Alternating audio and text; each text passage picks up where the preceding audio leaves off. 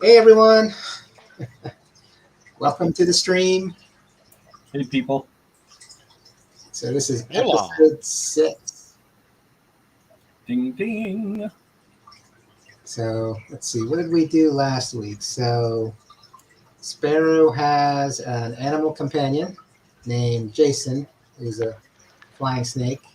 And Nico has a familiar, and the familiar is it a sparrow? Crow? It's a crow. A crow. No, that's right, the crow.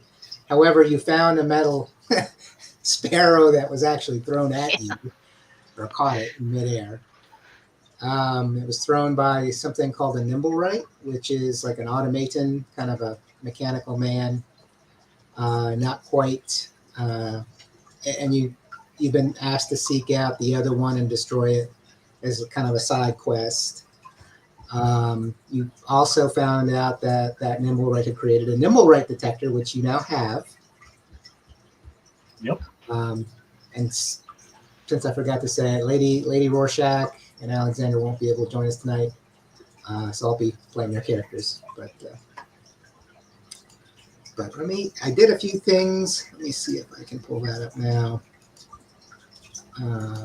But everyone, oh, you know what? I'm not sharing the screen. Nimblewright detector.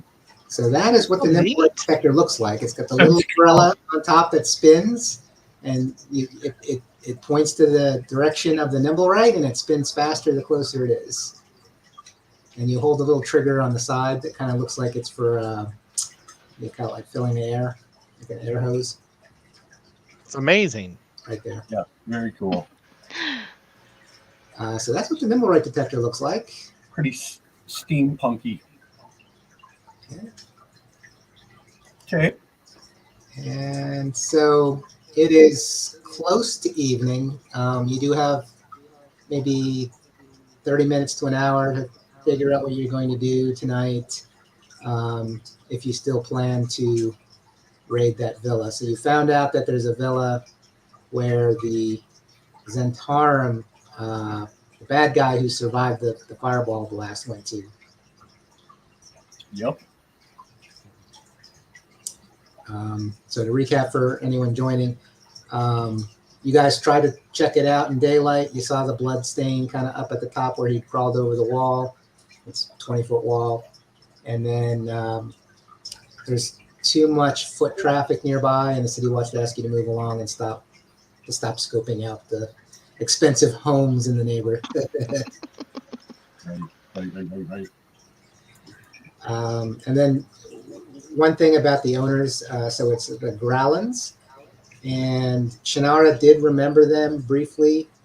A few details.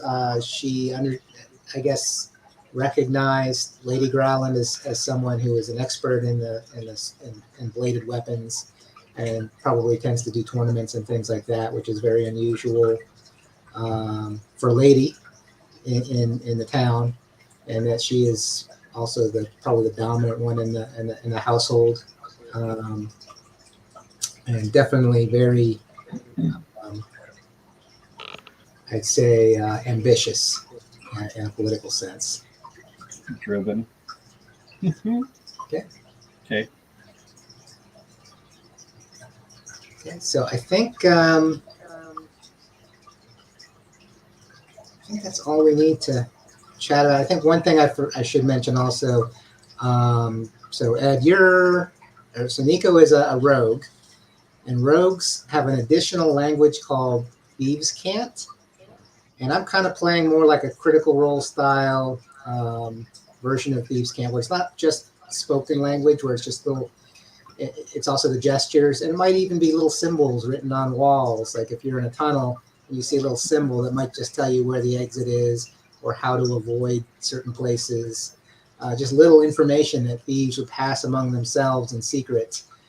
And sometimes maybe on walls there might be just random marks they would put just to throw people off to think, somebody wrote something about this house, and it may just say nothing.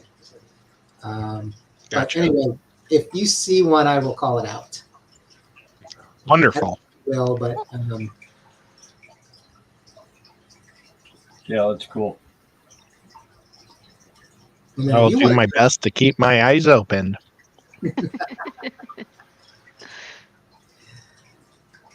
all right. Cool. So it's almost dusk. Do we want to just go get a sandwich or something and then head up towards that villa? And then watch that villa Sure. over the evening? That works for me. So we can go to the bar down the street there and then over to the villa. Yep. Perfect. Friends, brews. On the way to the bar, have we picked up the newspaper yet? Oh, good call. Oh yeah. So the article was published. A few little editorial changes, but basically the gist of it was, there are certain noble houses in Waterdeep that probably got to prominence through evil means, through the dark arts, basically. But it did get published, and I think you did get a congratulations and thank you from was it JB Nevercott? Yep. Well, that was fun. Even though everybody already knows that's how the rich get rich. Okay. Yeah, no surprise. So what I think I'll do, I'm going to look at the other map. So are you going to do anything before you get to the manor or the villa? Are all the shops closed up already? Like the little shops where people work on the road? So I would say that the normal businesses are closed. So like if there's a seamstress or a blacksmith or anything like that, they shut down probably or just shutting down for the day. The city watch is kind of drawn down. There might be a patrol, coming by occasionally, like every 10 minutes or so, but not frequently, not that frequently. You could definitely work around it. My candy's at about half mass, so I'd like to restock next time I see a candy vendor. Can we go to Frennan's Brews and grab some dinner and then just see who's in there? You might recognize a few people, but not anyone you've really spoken to other than the owner. Seems just like a local crowd. But yeah, nothing out of the ordinary. In fact, JB's not there, so he'd be probably the one person you would think you would see. Or the proprietors of some of the businesses in the area, you don't see any of them either.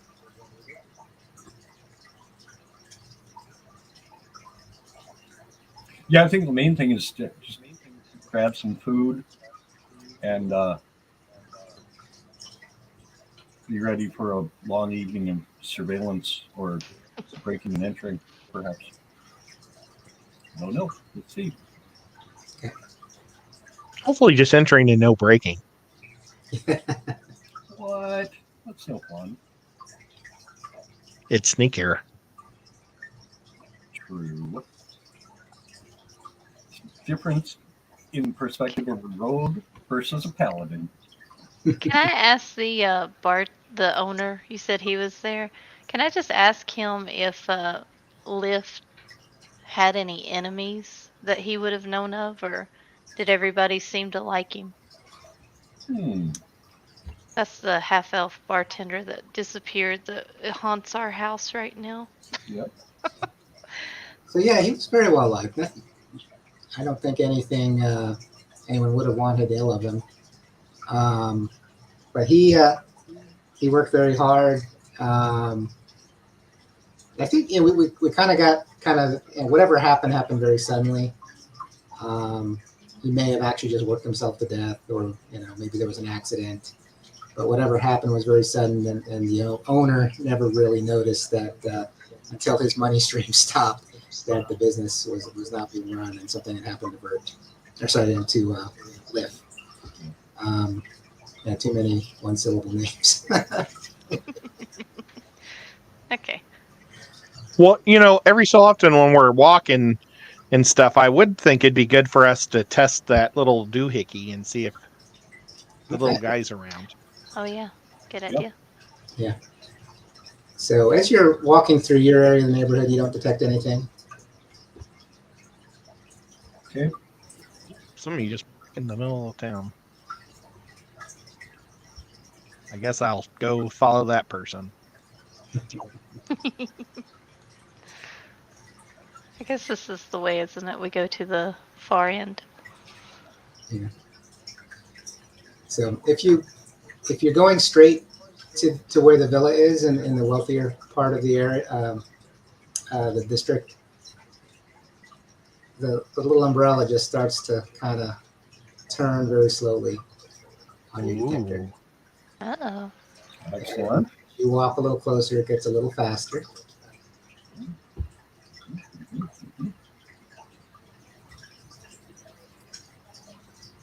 And if you're not making any changes and you're making a straight route, I assume, to the villa, Yep. it's really going fast. Not full speed, but fast enough that you're pretty sure that it's somewhere near the villa. Oh, Why is that not surprising? right.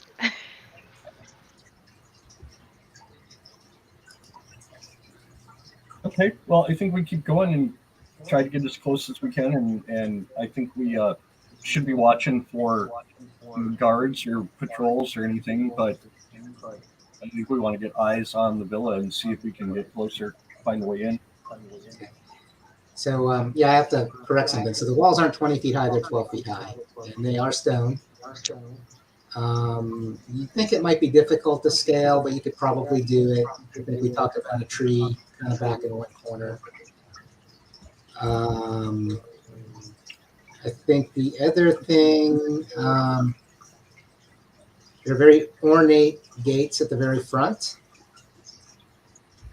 There are also, you can tell, so there's a courtyard. There's two sections. Kind of zoomed in a little bit too much. So there's two sections to the house, and the courtyard's in the middle. So one kind of looks like a coach house. It's got a double doors for stagecoach and horses to come out the back. And then in the front is a really nice ornate gate where they would take visitors. What else do we see? So it is a 2-story building. From the street level, you can't see above the wall. There's not enough space for you to get a vantage point. Okay. I have acrobats. Can I climb the tree? But I'm I have my rope with me. Mhm. So that way, if I can get to the top, maybe I can lower the rope down for the other guys. Wonderful. So do you want me to do an acrobat check or anything? Or So let's see. So what part of the wall do you think you're going to scale? So there's a front area, and then there's a back area. In the back area, there's a section of wall between that coach house and the main house. And then you have a large yard area near the front that you could scale as well. But it looks like a very a reasonable size courtyard. You can see some trees above the wall. So there's some trees in that courtyard. is it a perfect square, or is there any indentations like where there'd be a triangle that meets? It's a kind of trapezoidal shape, so there is a pointy end farthest from the house. So if there's a house, it kind of goes at a kind of to a point, somewhere further away from the house. I'd like to assess like the darkest area, Yeah. like the most likely to sneak up. Okay. Exactly Like right. if there's not a street light that's lighting a particular area, and if there is, maybe we could put the light out. Yeah, it's probably dark towards the back of the house, near the coach entrance. That pointy end is kind of a main thoroughfare area. It's basically you've got the intersection of two roads that are kind of not quite at 90 degrees. So that's why Yeah, let's let's don't do it in the main area. Let's go to the most quiet area. okay. I agree. Quieter, probably better. Okay. And so Now, how do you guys feel about scaling the wall, or would you rather me try to get down and unlock like the coach house lock doors? I'm okay with Get you in. scaling. I have a +4 to acrobatics as well, so I think it's worth a try for me to do it. Yeah, I'm pretty strong. I can probably get up a wall. Although I'm short, so there's that. But Well, you're the one I'm concerned about. and I have heavy armor, but I think I'll be okay. Well, we can try it. We can certainly try. Okay, well, I guess we'll go for that corner, the backside. okay, so you have athletics. Yes. Okay. Should I roll it? Yes.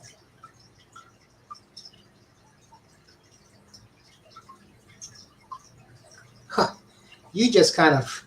It just Right. happens to be a type of wall where you just the handholds are just where you need them for your gait and your climbing rate. So you get over the wall. The rope will definitely make it easy for everyone to come by.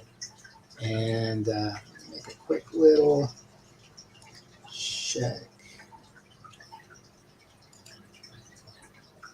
So yeah, you don't hear anybody come by while you're scaling the wall if everyone's going over. Yeah, once I see Ed's character go up that way, I'm like, I don't need that rope. I'm gonna climb it on Oh, myself. great.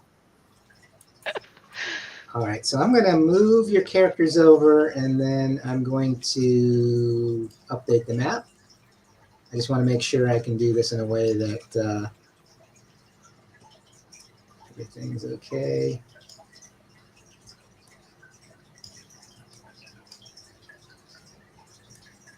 And make sure everybody can see. Yeah. Now, is Vert with us also? Yeah, so Vert is coming along. He's being kind of quiet. Maybe he sees some dirt at the top of the wall and kind of brushes it off a little bit before he goes over, like some pebbles or something. Or if there's some bird mess on the side, he'll use kind of the mending. If there's a large crack anywhere on the wall, he'll kind of mend it as he goes up, just to kind of hopefully stay in character. But yeah, he's definitely kind of concerned about the welfare of the place. Let me see if I've got everybody's. Oh, yes, Bert. Okay. And a few minutes here.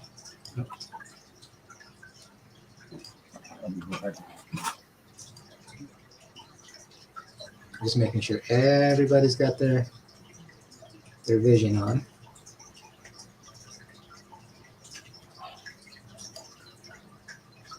And I'd like everyone to make a stealth check as well.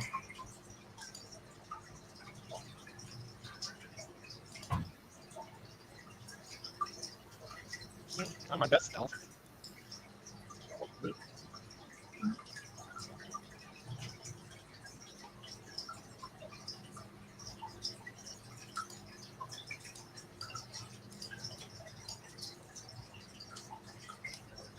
I think I was a little amazed that the dwarf made it up the wall on his own.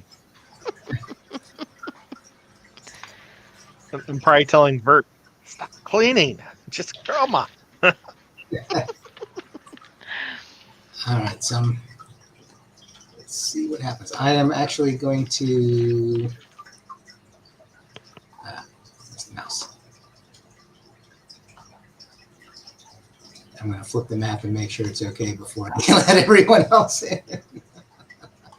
I'm going to try to change my dice quick because I changed them and I can hear you a little better, but they're called flaming dice and they still make flaming sparks after I throw them. It's so weird.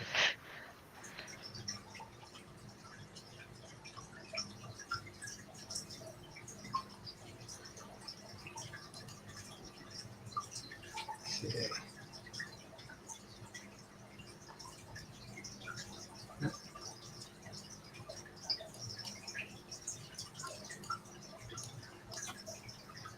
All right. Let me add the map back. All right, here we go.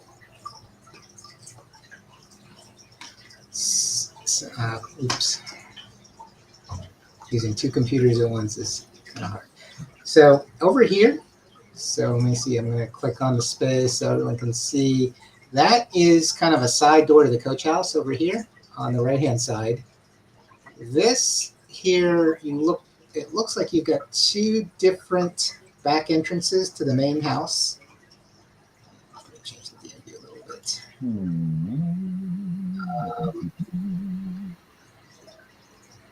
Here and here. And you have I'm going to say that, Nico, you notice some strange figures far off on the other end of the courtyard, just off screen. You have enough vision, you can see them, no one else does. But you are pretty sure that there is some sort of a sentry moving, and it's not quite human, whatever it is. Okay. It's not moving like a person, but there's something moving at the very edge, the far wall. So you can see it, but nobody else can. What's our detector thing doing? What's that? What's our detector thing doing? It's going like crazy. Okay. And it is pointing into the house. Okay. I'm just gonna show you. My map didn't load. Is it okay if I hit refresh? Let me It's just a black square. So, But I mean, I can see it on our thing. yeah, let me. I gotta do it from here.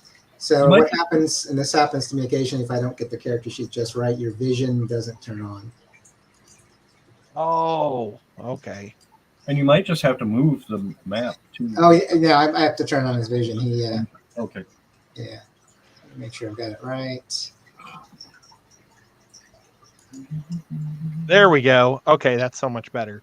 I'm gonna have everybody come over here and whisper that there's a guard on the other side, and kind of like point to the direction where the guard is.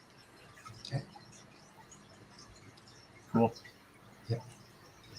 So if everyone can roll a quick perception check. Mm-hmm. You want me to? Yeah, if anyone in the back. I'll do Vert. Ooh, that's a dirty 20.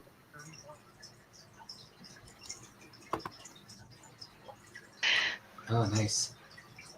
Yeah, so between, before you know it, Vert and Melis definitely noticed that very heavy boots have gone through this entrance quite frequently, whereas this one doesn't seem as worn out as the rest of the the dirt path here going into the house. So whatever traffic goes in here, you feel is probably very heavy, very much a heavier boot. So that's probably where we Now- want to go. The guard up there looked like it could be mechanical, so it might be what we need. We may not even have to break and enter if that guard is it. So yeah, so roll a quick another perception check for me then, if you want to try to perceive what they are.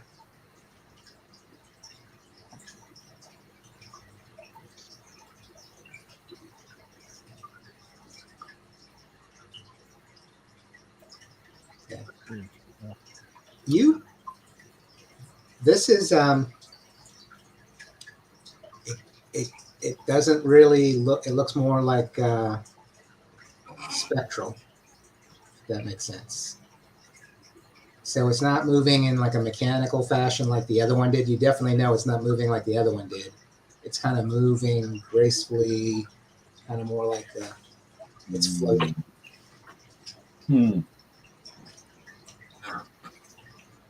Okay, well, why don't I use my mage hand and go in? Do you guys, what do you think?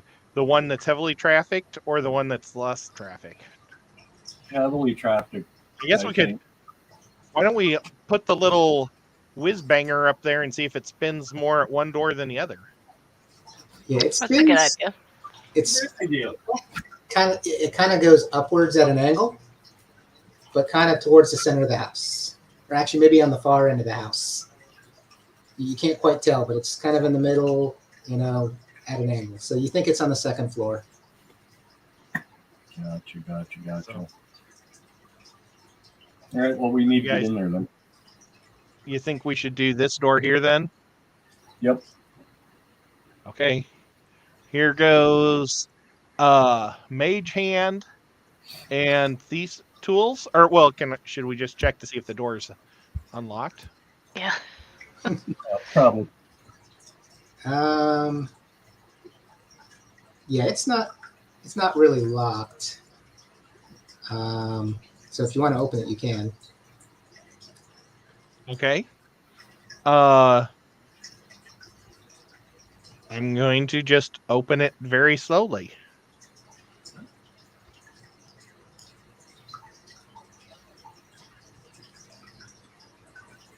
So each person can see their own perspective. I'm going to move the camera around. So the camera can see in, but you basically see a bunk room. Every bunk has a foot locker next to it. It really looks like it's the guards' barracks. And based on the position of the door and where you scaled in, you're pretty sure that goes out into the courtyard. You don't know what this door is here. There's another door right there. But it is empty. You don't see anything laying around. But it is empty. So the guards are not there.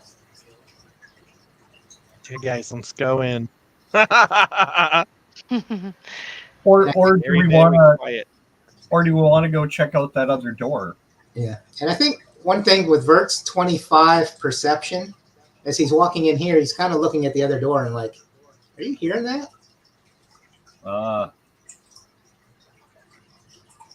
No. The door in here or the door outside? The outside door, the other outside door. As you're walking in, he kind of realizes that there's foot traffic, but do you hear that? So no, what do you hear? Just sounded like loud clattering. And I think we go check that out. Okay. I'm gonna grab a blanket and pillow off this bed and stuff it in my bag. I need one for my bed. You're a very smart person.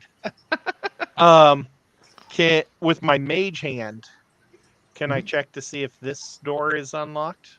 Let me check for you. So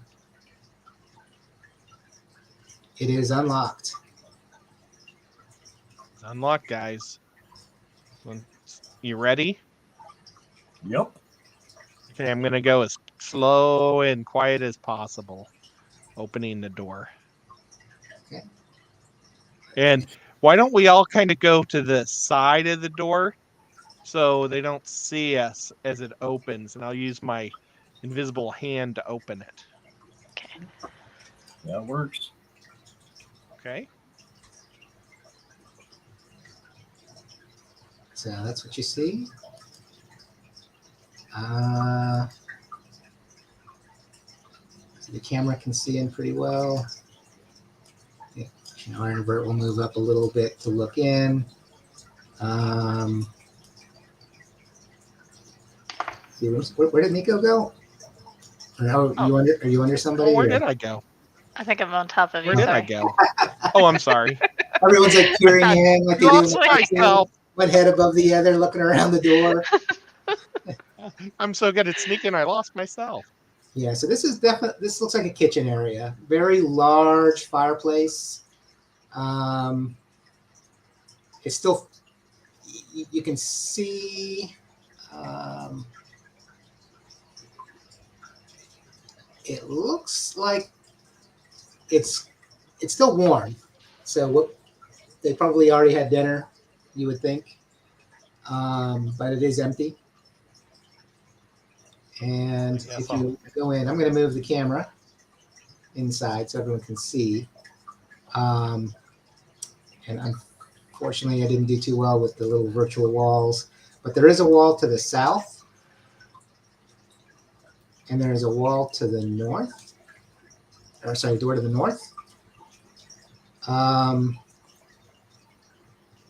Is there looks like any expensive foods or anything in there, or just general stuff? It's better food than you got for dinner tonight, that's for sure. Although Well- you do see the remains of what was probably the staff's dinner, which is probably not so good as what you had for dinner tonight. If there's a nice cheese, I'll pocket that. Like, do I see a nice chunk of cheese? Like the size of a brick or smaller? Oh yeah, you can definitely see some cheese in here. Okay, I'll put a piece of cheese in my pack. We don't happen to see any stairs, do we? It's just that one door in this room. Yeah, you This don't. door can Vert, do you hear anything through this door? I should be the one, but he has better hearing. Yeah, so Vert will kind of look around, and let's try.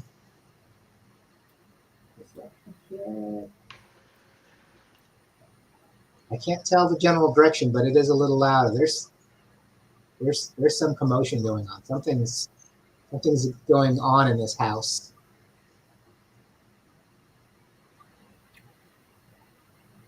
Well, do you guys want to sneak into the next room? Or can I just crack the door just enough to peek through it? Yeah, so I didn't draw the walls very well because there's walls I have to put in to keep you from looking.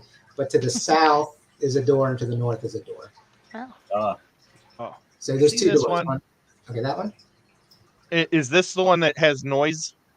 You can't. He can't. So Vert can't tell what direction it is. It seems louder than from outside. Yeah, so I I said think we peek north. crack the door and see if the noise gets louder. There's probably a pantry at the bottom. Oh, that would be just about perfect for looking through.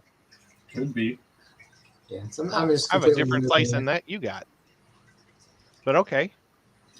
So this is the laundry room, and laying on the floor is the body of a middle-aged woman. Just at the edge of the corner here. Can we I'm tell gonna if sneak she's in and dead check her from vitals. She has been slashed with some kind of a edged weapon. She's been slashed with some type of edge weapon. Yeah, she does have a ring of keys. She has a ray of keys. Yeah, key ring on her. So basically, this was probably kind of like the head maid or the head of at least the female staff, from what you can tell. She's better dressed. She seems to be, old enough to be someone in authority. Any jewelry? And the noise is loud. There's no jewelry you can tell. I mean, if there is, it's something cheap, something, personal, but not something expensive. Not worth making us look like we robbed her. No, definitely not. Mhm. But she does have a very large key ring with lots of keys. No, we need that. Oh. Yeah, let's take that. Well, we don't really need it, but we'll take And it. the sound, It the might sound be- faded a bit while you're in here, you can all hear it. Something's going on behind the door. Does she feel This door cold, up or here? is this recent? Is she warm to the touch? It's very recent. In fact, she's Okay. still bleeding out. So Gotcha. whatever happened very recently. Can we try to revive her? Yeah, I was going to say, do we want to try to save her? It's definitely not something you can do. I mean, Too far she's not down. wearing any armor, and she was basically hit with a sword. At close Well, let's range. just open her wound so she dies quicker. She's dead. Yeah. Okay. Is the noise coming from up or the side? Is this a side door right here? Yes. So you suspect, because you're in the servant area, that this probably goes to servant quarters. It's a very narrow, not Stairs? very, I mean, it looks like it's, been kept, but it's not ornate. It's not like something you would see in a noble house. So it's probably for the staff. And the Can door I- here.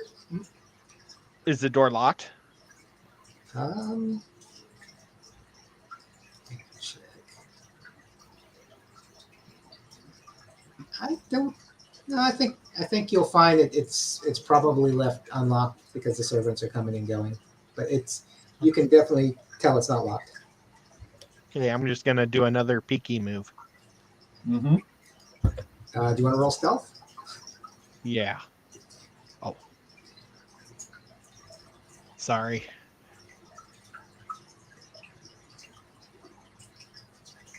Nice. Wow. So you take a peek. So I'll describe it to you. It's the Great Hall. The big long dining table. You see bodies on the floor, and over to your left as you're looking in, you see some movement because you're swinging the door, and you just see the movement before you get the door more than a couple inches. And with that stealth roll, guys- whatever's there doesn't notice you, but you see a figure over there. There's a figure that just wiped out a whole mess of people in there. That might be our man. Can I do my little dealy wagger and go bleep, bleep, bleep, bleep? It's not. You just it's kind of doing this and then it's slowing down. It's definitely moving away from you. Well, there's some other dude in this joint killing people. Do we need to take him out? Because it's going to be pinned on if we don't. Yeah. True. Yeah, I think so. So what I would do if you're going to go in is figure out what order you're going in. So these are older houses. They may have narrow passageways, so it will be hard if you get into any type of situation for someone in the back to do something around a corner or somewhere in the front. So you definitely know that it's going to be, kind of like in the movies. Everyone stacks up behind the door, getting ready to go in. Well, I think if we're gonna go in, the paladin is gonna be the one to go in first. Okay. I agree with that. So Verta's kind of the magic-y person. Shannara is the cleric, and she's, I think, got leather armor, if I remember right. Yeah, I think so. Could be. And not very weapony. Vert is probably, he's got a firebolt spell, so I'll put him in before Shannara. Shannara tends to do well against people who are wounded, if she casts a spell. Yep. And whenever you're ready, I'll open the door. All right, let's do it. All right. Should we roll initiative? Hit a, Or is our order our initiative? Because we're already in that order. we will, let me get the initiative up. All right. So, yes, select your token first and then roll for initiative. Okay.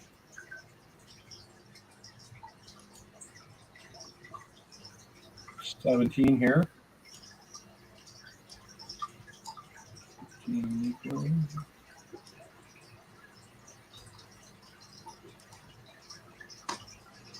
Oh wow, that's some good rolls. That is some good or rules. how we want to be in order. So let's see. Oh, I need to roll vert and. There.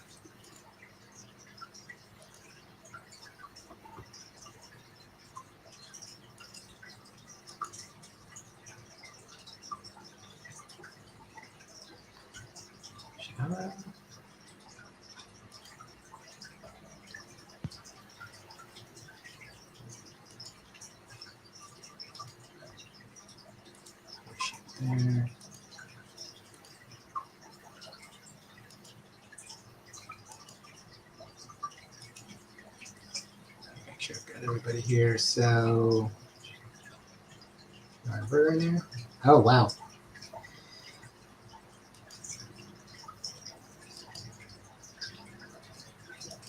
All right, now we are sorted. So, Malice, luckily you are first. Yay!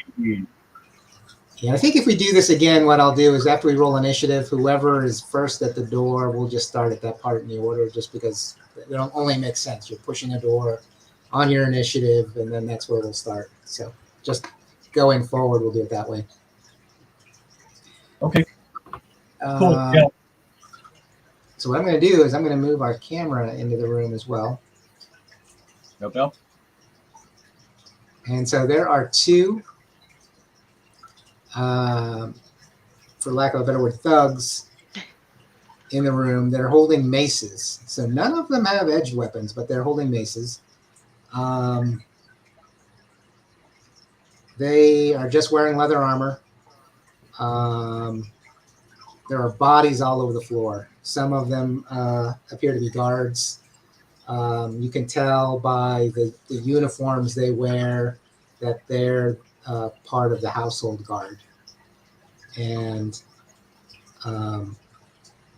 the dead bodies or the dead bodies. So there are 8 guards wearing the uniform of House Growland.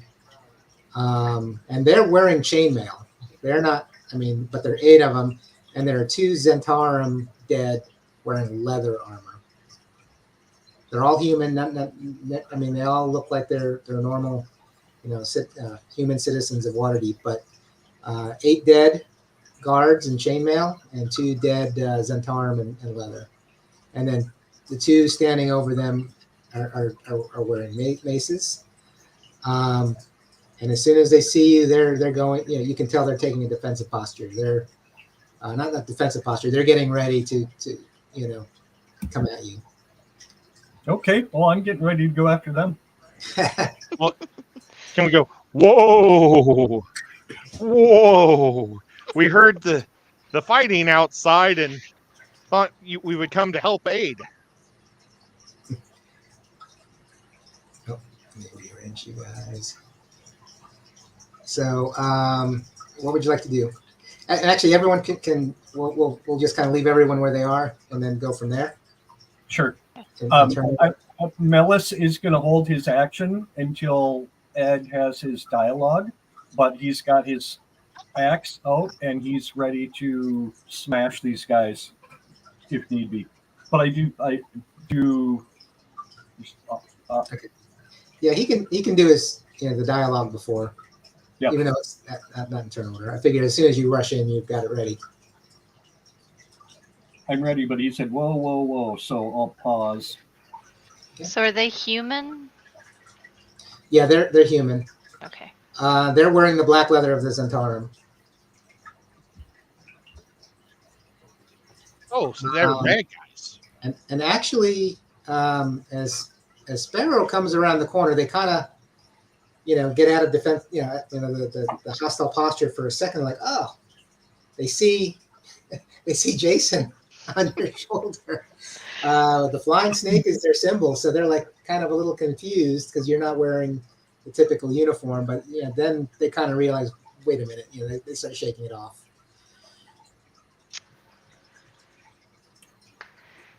Thought we'd have a moment of no bloodshed, but it doesn't seem to be. Did they give a response to Ed? Sorry, what was it? What were you saying again, Ed? Whoa. Well, Yeah, we heard fighting and came to offer assistance? Yes. What's that again? Sorry, I didn't hear. Whoa! Whoa! We heard the commotion and thought we would come and give aid. Yeah. They're like, you're with the City Watch. So yeah, they definitely don't belong in the manor, from what you can tell. So, all right. So Melis, it's your turn. Okay, I'm gonna hit him then with the battle axe. Oh, it's 8 to hit. Ugh. And that misses. So you're up in front of him. Yeah. Okay. And I don't think I can really do anything else. Okay. So that's it for my round. Okay. So Sparrow. Okay, I'm going to bonus action Hunter Mark this feller down here. Okay. So, oh, do I do that second or did I Oh, do you can that? do it in Okay. any order. All right, and then I will take my longbow and attempt to hit him. Go, girl, go. So, And that hits, and you Alright. can roll for damage. So that's 5 10 total. and a Oh, hunter's 5 mark. hunter's mark. Yeah.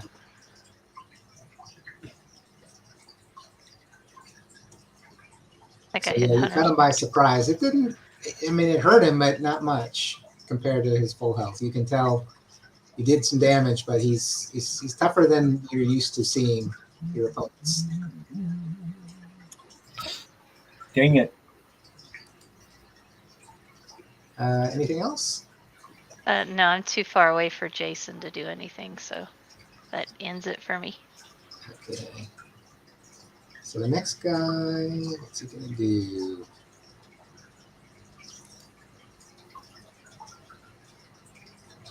So he's coming right after you, Carol.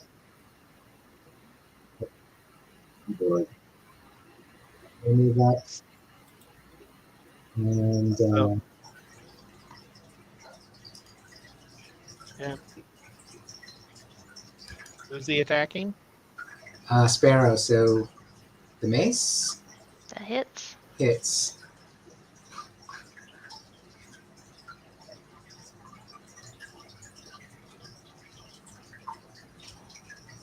Oh, I don't like this game sheet at all. So I'm gonna have to roll.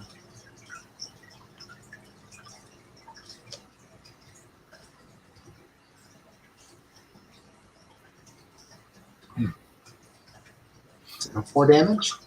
All right.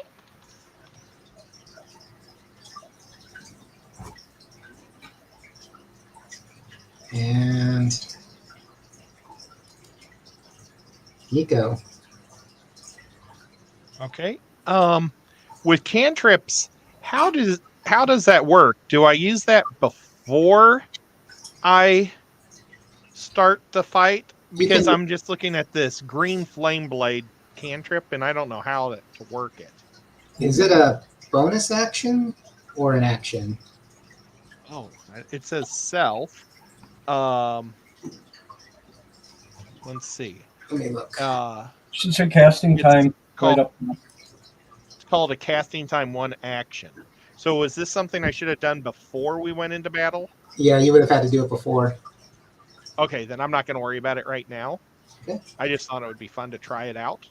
But, Yeah, there's something else I should have done before we jumped into battle too, but it's okay.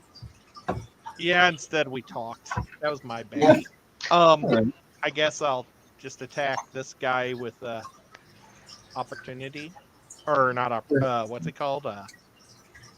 Sneak attack. Vintage? Sneak attack. Yeah. Okay. And whoops, I'm on spells, not on actions.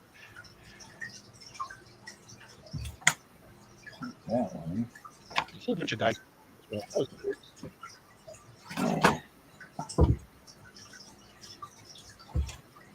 I see it now.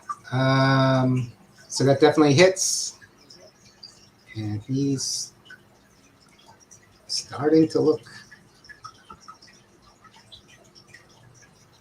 And then Very- can I use my dagger as my offhand? Yes.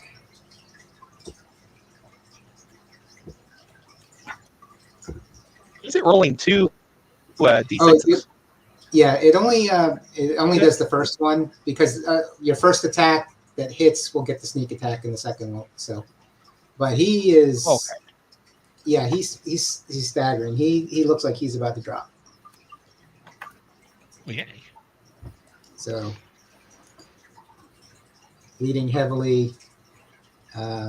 Definitely not having a good day.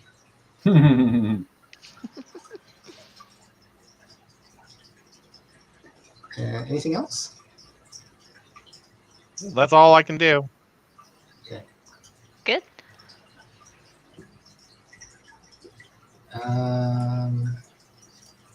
Shannara will come in at this point.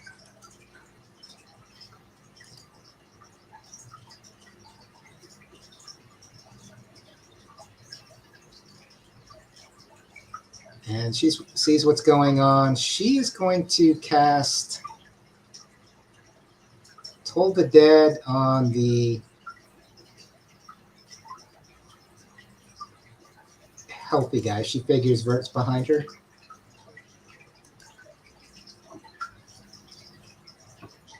And the thug needs to roll. Oh, and nothing happens. The smart thug. You did pretty well. She's like, darn it.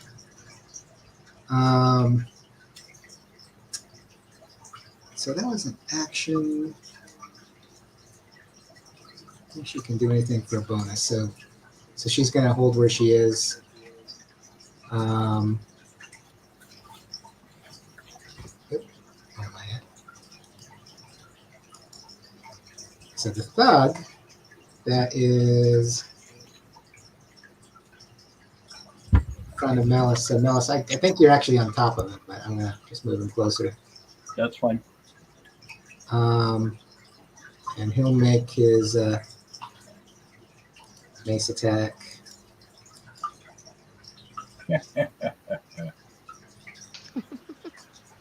He's not happy with that. So he's not going to do anything. Vert's going to come in. I think in sizing the situation, Vert would do his firebolt at the most injured person. Yep. Try to take him out of the picture. Shoot.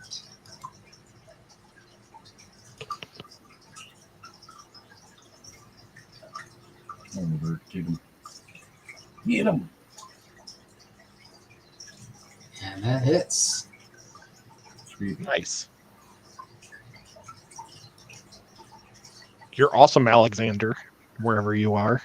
Love it. And that definitely takes this guy out of the picture. He drops, he's singed.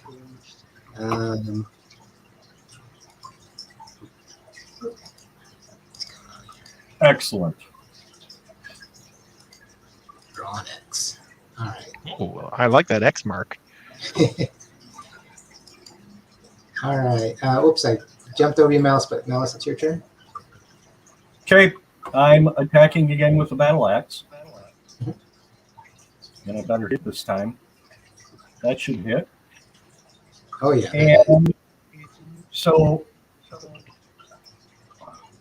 slashing damage of 11. I'm also going to use a bonus action to hit him with my Divine Smite. Okay.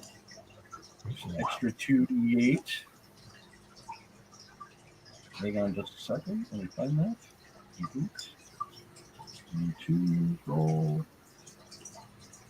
Wow! Take that. Jeez. That doesn't happen every day. But man, he looks like a bloody mess.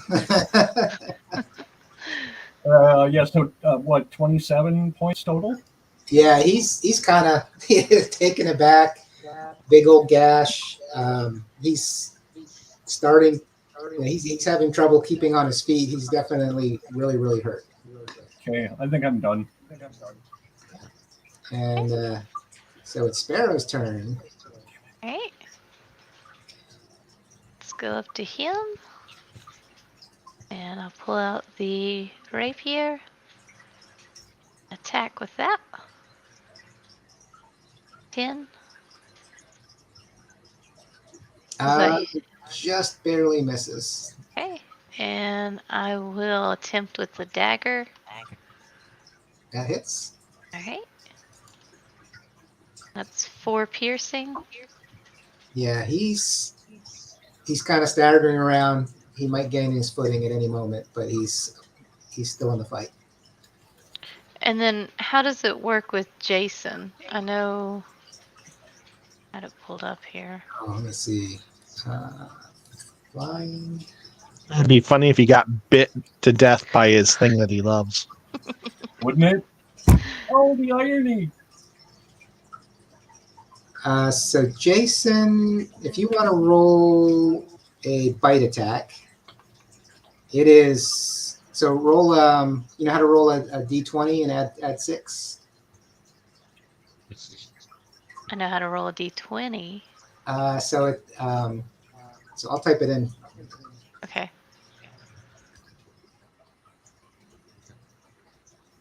Which are 1d20 plus 6. So I'll let you just copy it so you can do the roll. Okay.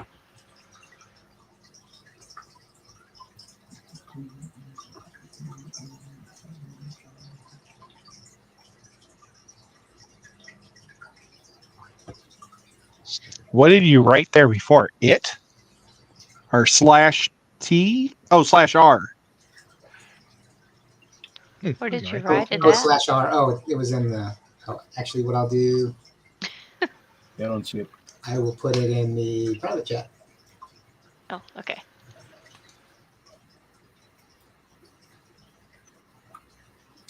Oh. Yeah, that definitely hits. It does Okay. 1 point of damage, and that's it. Yeah. But that was enough. It also does poison damage, but there was no need to go that far. Was he really at 1 hit point? Yeah, he was on his last leg. So Jason just clamps onto his throat and he falls. I love it. So at this point, I'm going to leave the initiative order up. Let's see, there should be a way for me to remove those.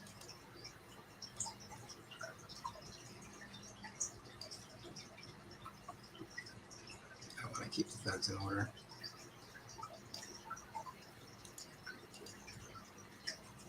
Yeah, where's some more people to kill? Melis is bloodthirsty now. Might be a little bit. Yeah. I don't like what they did to roll 20. Oh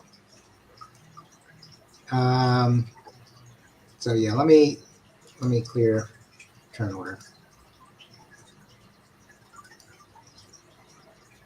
And if you want, you can do your initiative again. But you do hear there's fighting at the top of those steps. You hear the flash of weapons on armor. Absolutely rushing up them as quickly as I can. Okay. Not as quickly as I could have last time.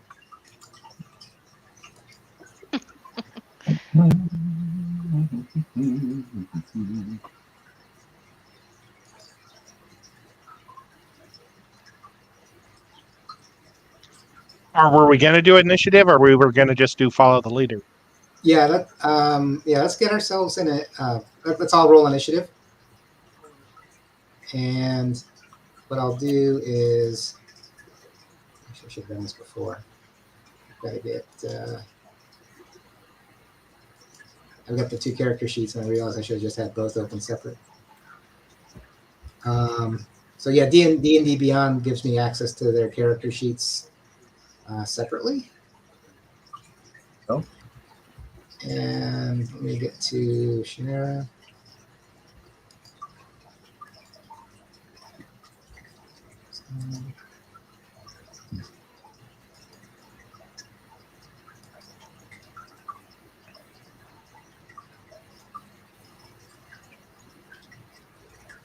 Wow, Yes, Sparrow, you rolled a 3? Yeah. I thought my 7 was bad. I'm right behind you, brother. I realized I've actually been rolling them with advantage, but We saw stairs and went, oh, man.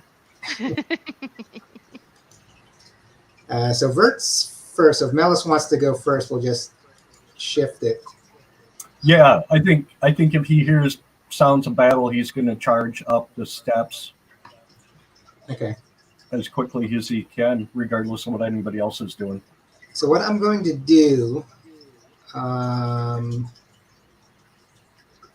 just to describe what's up there, if you come around the corner, there's a large group fighting. Oh, good. So you can decide, and you get to the top because there's a wall, are you going to continue around and join the fight, or you know, which way do you want to go? Do you want to go, trying to think of the best way to do this. Actually, Is the fighting coming from the south or the north? so once you get to the top, the fighting is to the south and southeast in the room. Okay. Just want to know where to start placing you guys. And what I can do is I can just stack you in there and then move the map because it's a different section of the map. Yeah, I'm going right into the heart of the fight, and any Zentarum are going to be first on my list, Okay. if that helps. We'll follow so our paladin doesn't die. So what I'm going to do, I'm going to turn off You can't die. the screen briefly for everyone watching while I set everything up. Oh, I have to do this a little differently. Do I have 2 minutes to get a refresh of tea? Oh, definitely. Oh, thank you.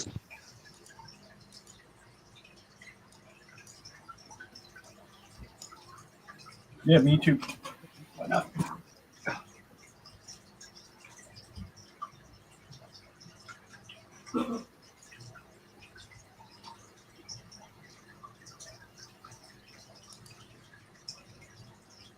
Okay, so anyone just joining? We're on a short break while I set everything up.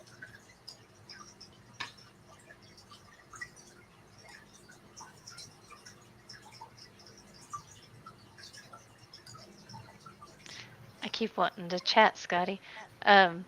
This one is a 75. Let's see which one. That one. And then I got a 20. And then sure was no dog there. And I got a 40. Breeder. That's an empty flu ball flex.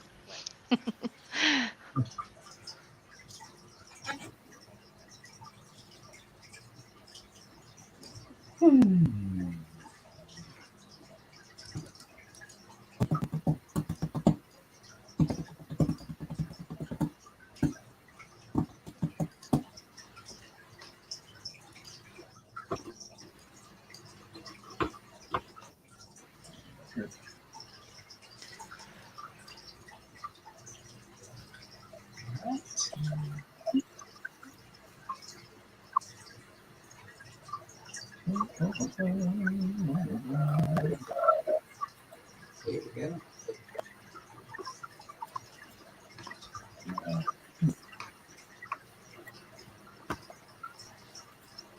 I'll zoom in a bit since. Yeah, I also don't love roll 20. Oh, what's that? I don't love roll 20. Just the map interface kind of sucks. Yeah. In my opinion. Boy. This is going to be a mega fight. Yeah. So you see 4 of the guard and 3 of the Zentarum. Okay. Go get character sheets ready. I don't have all of them Yeah. ready. Let's see.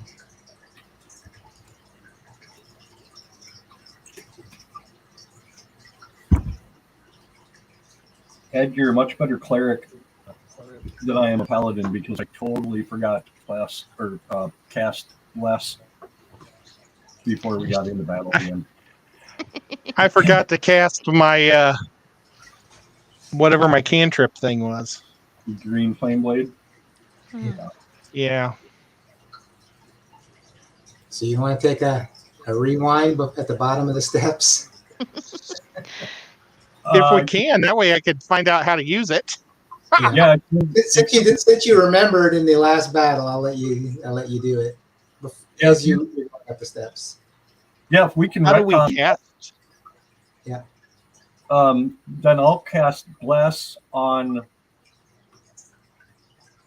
Well, all 3 of the other. Well, it's gonna have to be on Ed, Sparrow, and Vert, I suppose. Shannara is probably going to be at the back, so the other 3 will get Blessed, which is an extra D4 to any attack roll or saving throw.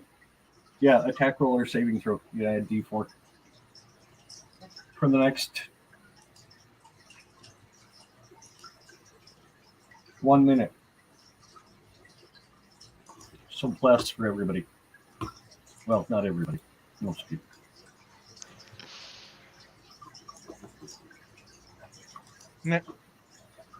Chris, can you explain to me how this works? I hate to ask you things like that. No, that's okay. But it's on self within 5 feet. You'd think that if it's on self, I wouldn't have to be 5 feet away from myself. Yeah, they just it just means that you can't cast it on your weapon that's on the other side of the room. So you're holding the weapon that's within 5 feet of you. Oh, okay. Yeah. And then is it just good for 1 attack? It stays on there for duration. I can't remember how long. I can look it up. Yeah, I don't even. Is that in the player's handbook? Green Flame Blade? Where that is? No, it's not. Maybe in the Sword Coast. It might be Sword Coast because I don't see it in Xanathar's. Might be in Tasha's. I can let me bring it up in D&D Beyond. I can share it. I'm so sorry. I don't see anywhere where it says. I just thought it sounded cool, so I took it as a cantrip. But I really didn't pay any attention to it. Oh, no. Pretty stupid. It's a cool spell. It just actually, if you hit, then it does extra damage. I picked it so if we would ever fight scarecrows again, they would light on fire. Basically, I was like, oh, how can I add fire to my weapon? That's what I picked it for. Because I like it. I do. Good idea. Yeah. So it's an action to cast. Let's see, how long does it last? So it does an extra 1d8 on a hit. Nice. It's instantaneous. I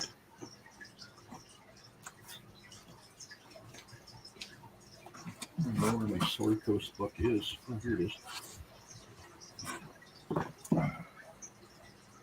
I had the choice. They suggested that or booming blade, and I thought this sounded better because it would do fire.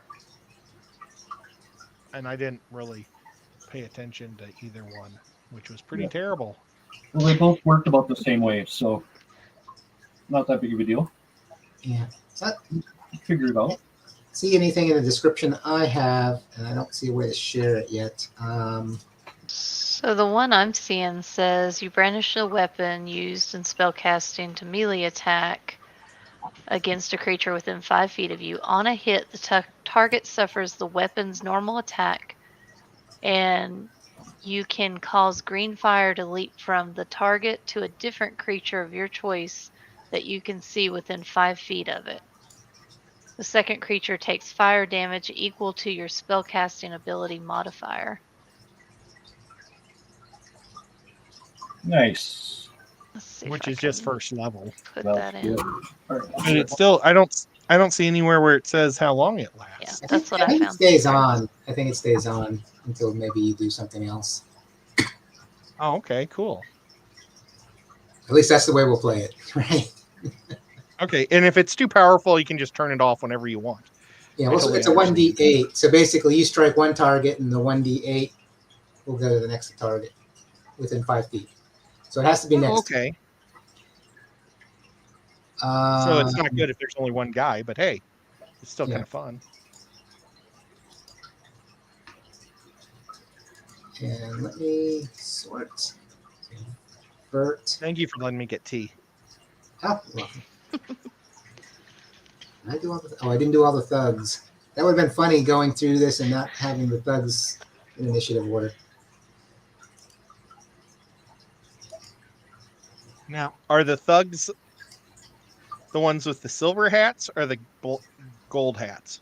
So the ones in the silver hats are the guards. Okay.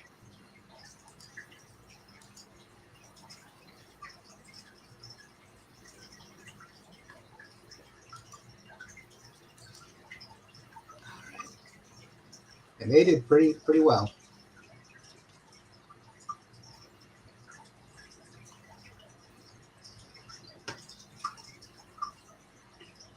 All right, so we are in initiative.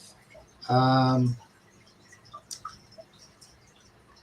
Melis, I kind of put you right in the middle. You can attack any of those three anytime you want. And then the guards are pressed against the wall. There's a door right behind this one here. And there's a door over here. Both are closed.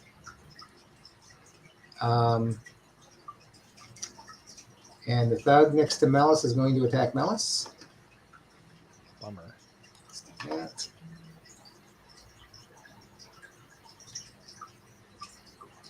Actually, wait a minute.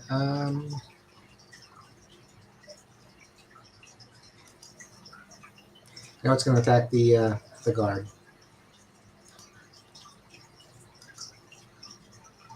$17.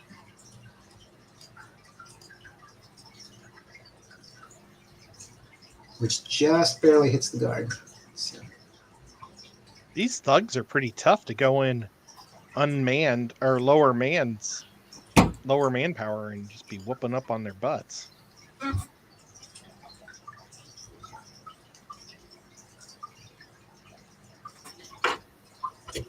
So it's a 6.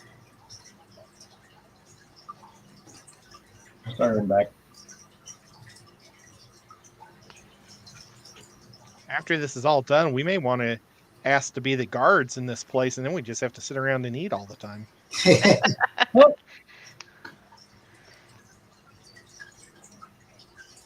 And then he makes another attack. So unlike the ones downstairs, these guys are taking 2 attacks. That one's a crit. Oh,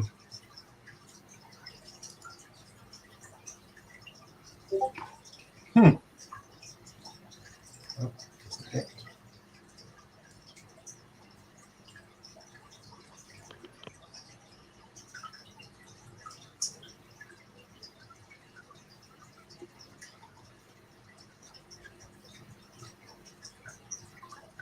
I'm just going to Still double- listening. I'm going to go grab a dog treat. I gave a cat a dinner while I was getting tea.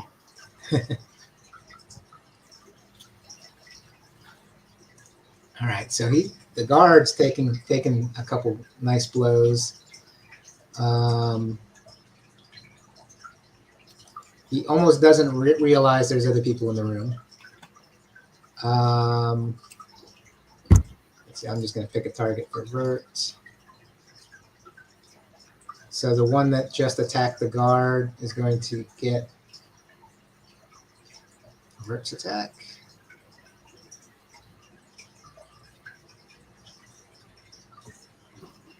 Just a firebolt.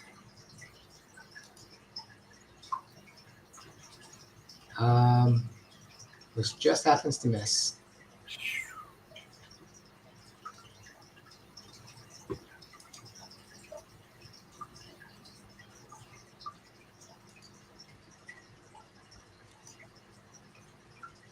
Next thug is attacking the person in front of him.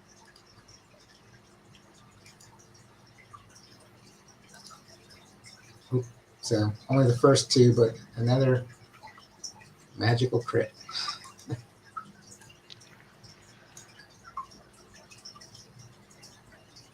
And they're all still kind of fighting each other, right? Yeah, they're still locked in the fight with each other. Sweet. Actually, I'm just gonna roll it where it's easy to type.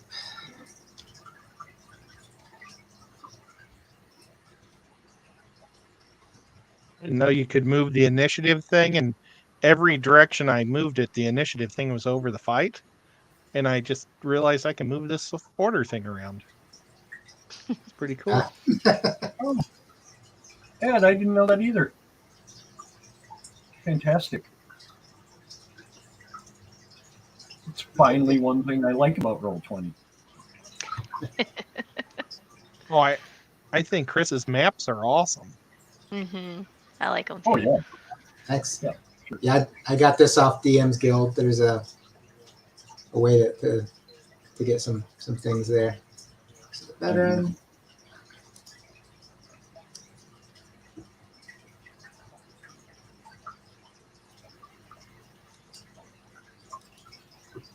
Makes 2 attacks. Does 19 damage to.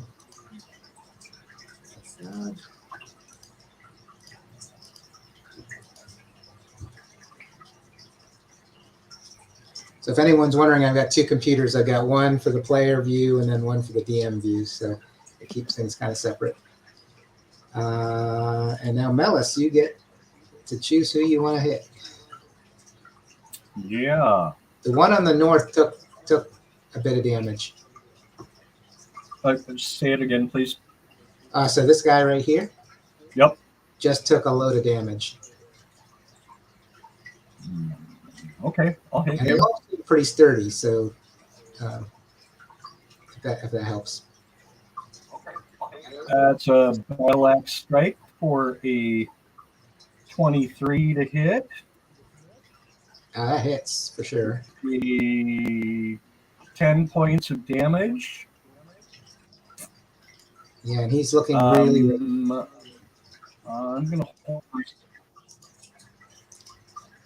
Yeah, I'm gonna hold my other smite for now. I don't want to, but I'm gonna. Okay. And Shannara sees this guy down here. Looks like he's a little worse for wear. And then she kind of thinks about it a little bit. And does something you haven't seen. So she casts a spell, and this very, very bright shape outline like a flaming sword appears kind of above Melis's head. And then strikes at the guy down in the lower left corner. Cool. And you'll recognize this, Melis, as a spiritual weapon. Excellent. And so she'll attack with that. And just barely hits. Right. And does decent damage.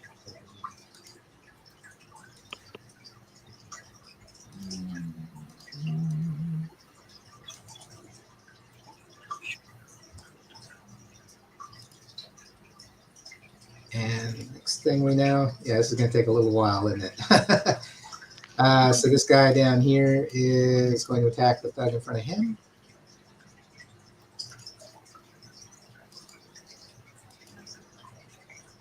Two hits.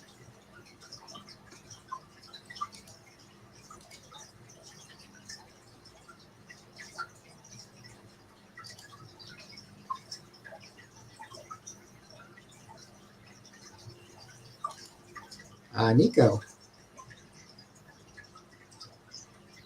Okay.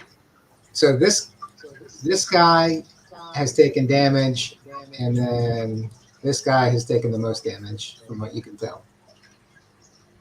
Well, I'm going to move right here and plug this guy right here that's taken the most damage. Okay. And then do I have to roll my green blade thing, or how does that work?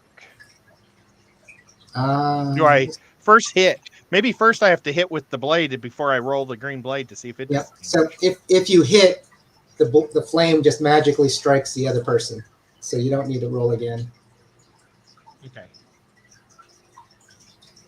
So the flame leaps off your blade on a hit to the next guy over that you choose. It's like duck, duck, goose with Boy. fire. Ah, look at Natural that. 20. Nice. Hey. Yeah, he's definitely a goner. You can roll a 1d8. And you kind of feel like, darn, I picked the wrong guy.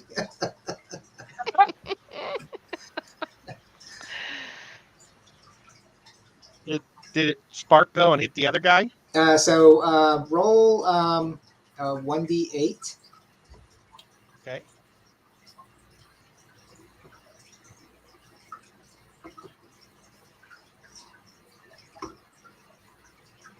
Because it definitely hits the other guy. Oh.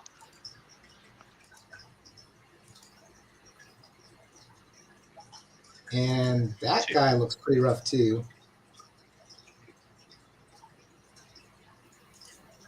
Oh, that's right. He took some damage before too. Oh, not that one. He's not down. He just looks really rough. Yeah, he's starting to bleed out. Anything else? Well, can I try to stick the other guy with a dagger? Yep. I was gonna show my screen to Scotty because he asked what we were looking at. Wow, a 19. Oh wow, Like yeah. a crazy thing. Yeah, that drops him too. So you've killed. You do the stab and the stab and then pull them out and they both fall down. Well done. Yeah, rogues can be pretty tough. Mm-hmm. I don't have their back turned to me. I'm just going to show Scotty what my screen looks like. Can you guys see that? Yep. Actually, why don't I do this? I can't see the stairs in my view. Scotty was just wondering what we see in our view. Yeah. He sees where the camera is positioned. This Yeah. little token right here that's pinging. Here. That's the view Scotty sees. Yeah, so I created this little pixie-looking See, like- character. So if I move it around, you see the little blue dot that moves. It's a little pixie that I called camera. It's a non-player character that I'm running in player mode, so I can just move it wherever I want everyone watching YouTube to see, while all the characters only see what they can see. So just a little trick I'm trying. It's really smart really neat. solution to light and not Scotty, if showing you're too ever much at one interested. time. What was that? So much fun. Scotty, if you ever want to play D&D, let us know. Yeah, Yeah, definitely. Scotty, get in here. See? Join us, anyone else. Scotty. One of us. One of us.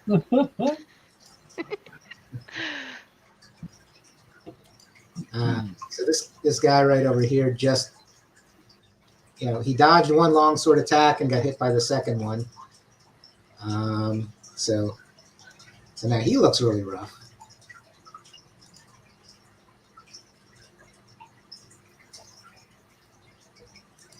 Yep.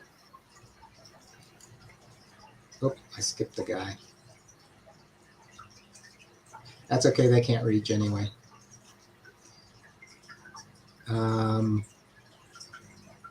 So Sparrow.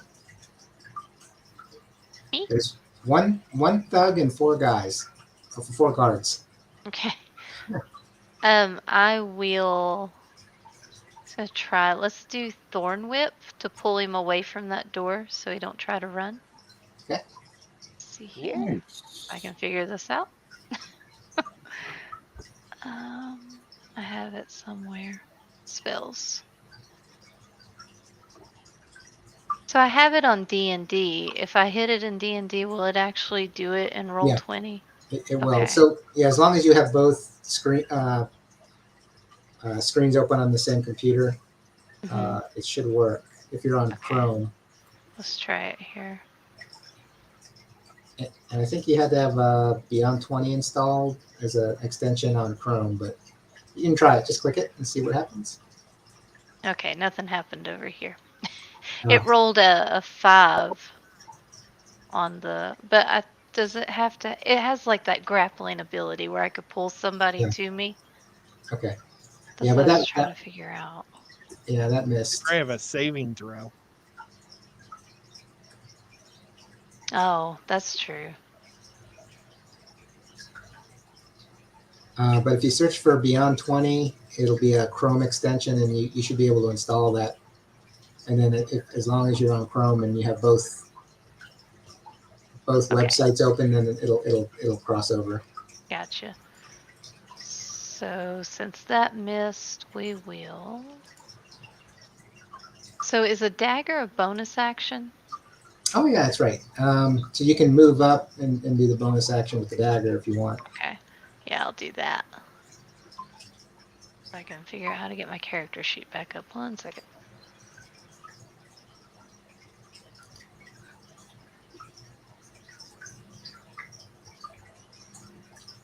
Well. This is like everything shut down.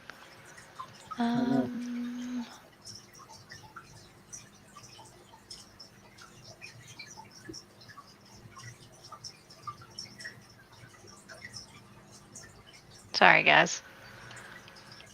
You're all good.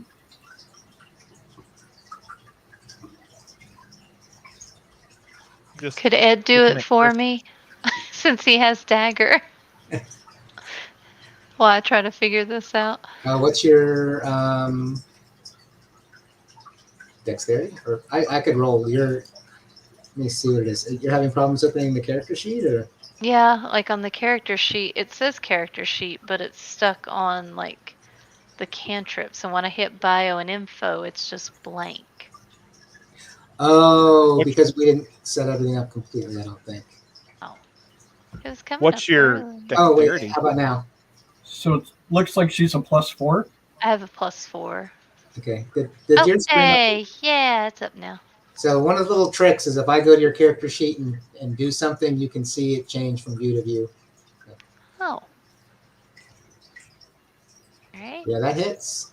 And Yeah. the 6. And that kills. All right. Oh, Sweet. Nicely done. Thank So you. he was kind of rough.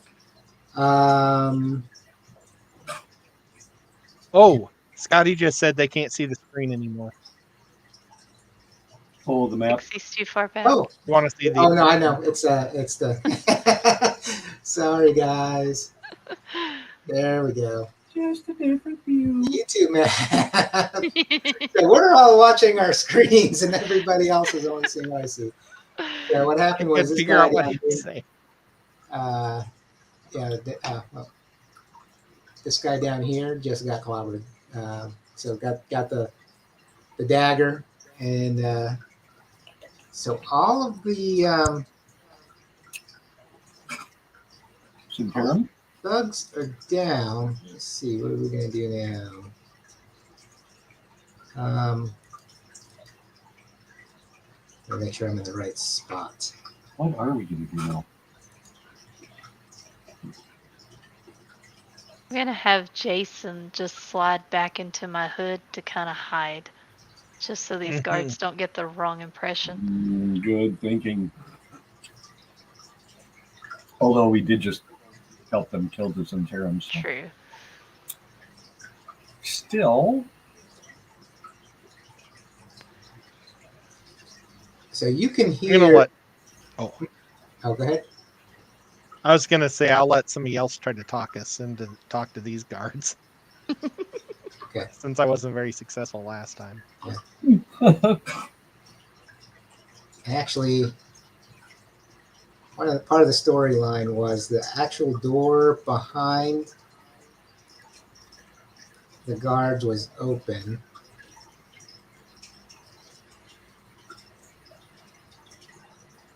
And let's see, the door here to the south was slightly ajar, and you hear someone banging on another object, some sort of wooden object. And I'm going to move the camera down a little bit. So basically, on the other side of that door, behind to the right on the screen, it kind of looks like you see a fireplace at the back, just barely. At least Melis and Nico can, the firewood. This looks like a little dresser. So this looks like a very large bedroom from what you can tell. You don't see the bed. But you vaguely hear a woman's voice kind of giving a command to somebody. You don't know what the command is, but it's very stern, very, very sharp, like call to action. And then over here, you hear the pounding on the other side of the door. It's not hitting the door, it's hitting something else on the other side of the door.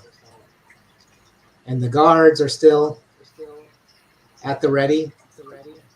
They look like they're sizing you up after the last thug goes down. But Vert, I guess, is just going to kind of hold an action. He kind of doesn't know what to do, but he's going to hold a firebolt just in case something happens. Yeah.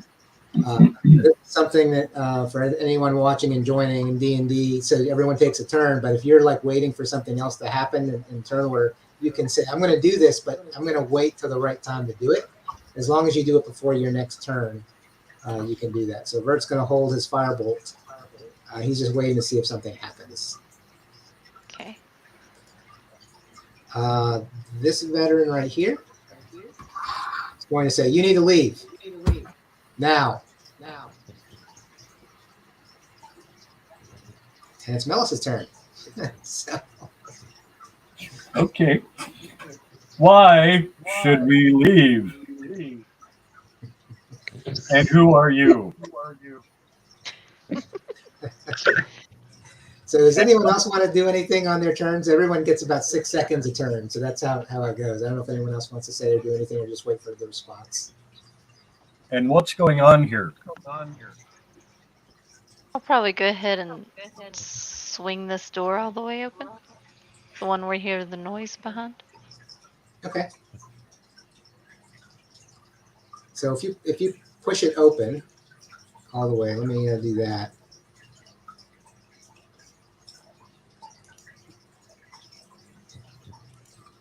We're seeking a fugitive.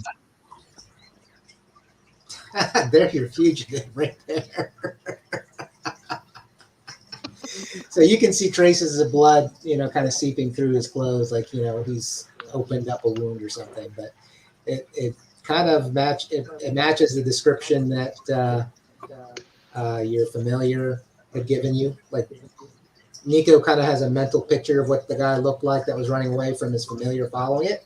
That's the guy. So. And is he a guard or is Antarum? He is not dressed like the guards. He's dressed like the Zentarum.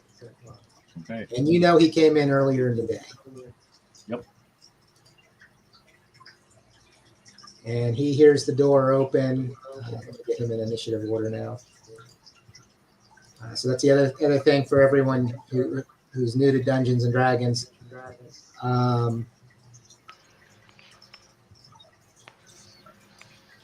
If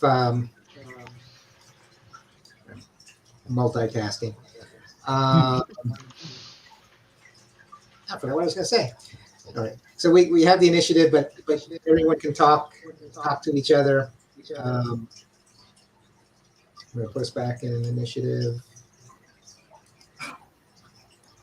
But you can basically decide what you want to do. The DM decides if there's not a specific rule how to do it.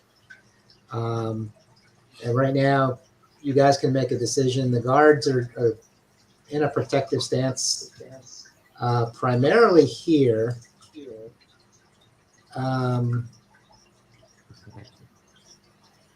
This guy here sees the thug and is a bit surprised to see him there.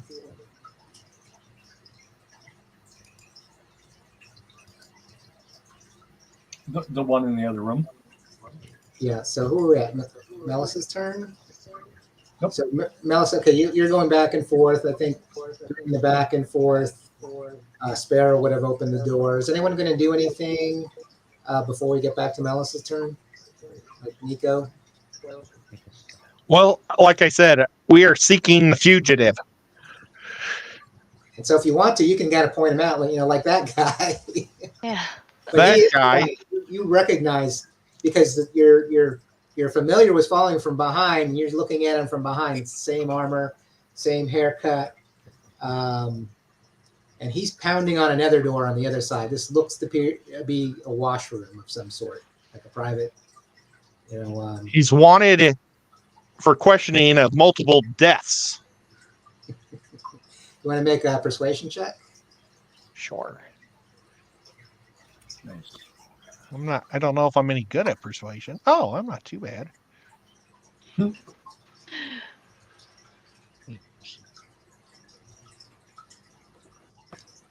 How do we know you're not wanted? Pick him up. Um, Oh, 9. Okay. Yeah. It didn't pop on my side. I changed my dice so they'd make less noise, but they do a little less work. So what's going on? When he says, "How do we know that you're not wanted?" I'm going to grab my medallion of restoration and hold it up and say, "How dare you question someone of the Emerald Enclave?" How they're a little confused and say,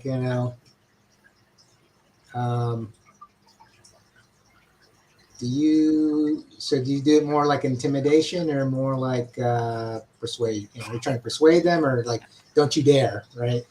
I'm gonna go persuasion. Like, Okay. This is what I have. Yeah. So this is all I got. So, yeah, not very persuasive. 12. They kind of look like something out of a like a Monty Python movie where the guards all kind of look at each other like, I don't know what to do. So I think at this point, Melis will step forward towards the guards and reassert himself and say, "We just saved your asses and helped you eliminate these thugs. We're after this guy, so you guys need to stand down and get out of our way." And I Yeah. will do an intimidation rather than persuasion. Oh, there's 14. Yeah, so the guard. Otherwise, we can kill them. Actually, let me do one. Oh, what's that? I gotta turn up my volume, I guess. Try something.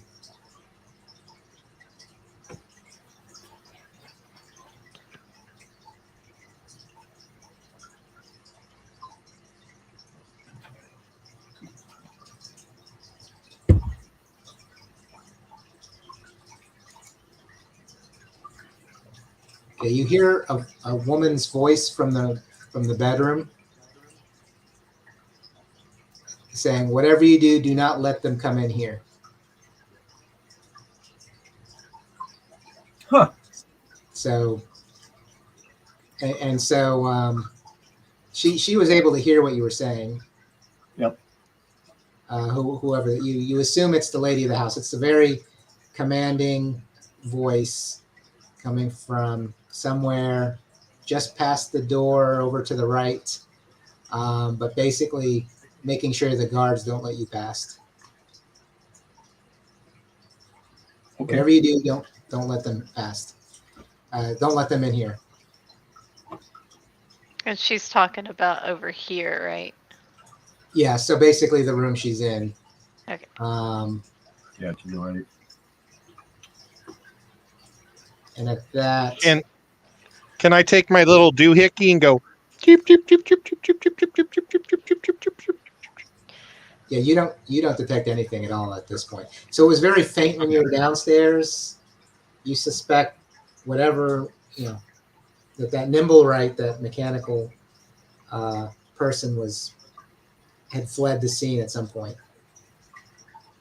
Oh. Damn it. So so you know for a fact this thug, the person you've been after, has been in this house for most of the day. Mm-hmm. Since early morning, this thug has been in the house, and the fighting is fairly new. It just started recent enough that you've got I think 8 dead guards downstairs, along with 2 Zents. The Zents upstairs have pretty much fallen, except the one that you're really after, who's in the next room. And he's trying to get into the room behind that. Okay. And we suspect that he might have that stone of Golar or whatever, right? Yeah, you think it's been brought into the house. Okay. Well, I'm going to go tackle his ass then. So you're going to tackle him? What's that? Did you say you were going to tackle him? Yes, I'm going to try to restrain him, grab him and restrain him and throw him to the floor and take him into our custody. Okay. Do you want athletics? You should be really good at it since you're a dwarf. Yeah. So Your leg race. Athletics. Actually, I've got to change character sheets again. This guy's got a limp anyway, right? Jeez. Unbelievable. That's an 8. That was almost a critical failure. Good. All right, I guess I'll say, let the Dro do the dwarf's job, and I'll try.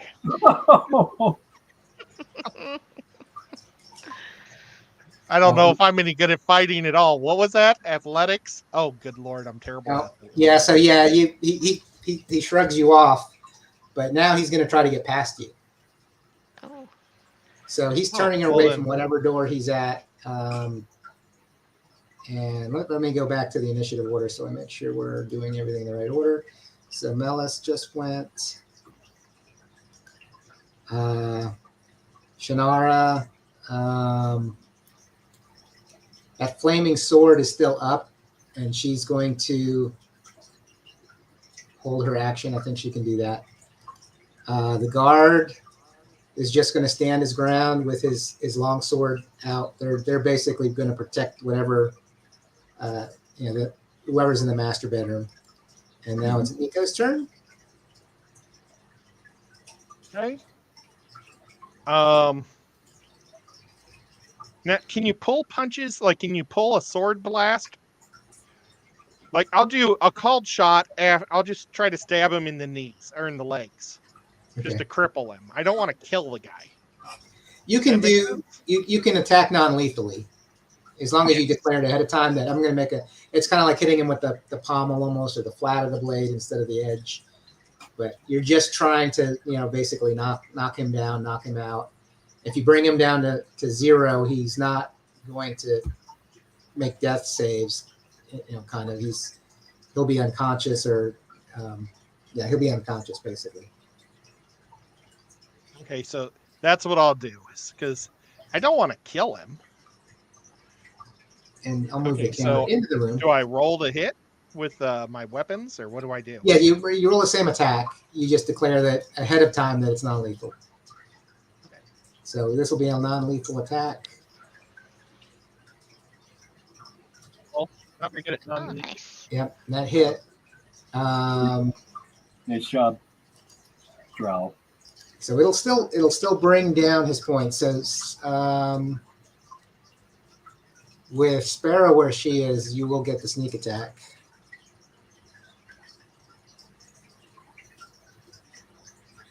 So that brings down his health. Oh, well, and I guess I'm probably in there too. You didn't do anything else, Nico? You did your main. Yeah. I'll stab him with my dagger too, I guess. Okay, so hit him with the pommel or something. That missed. Oh, actually, wait a minute. You've got bless, right? So you can add a 1d4, which will actually hit. So that'll do the 8, not the. So the sneak attack only happens once per round. And that's it for you?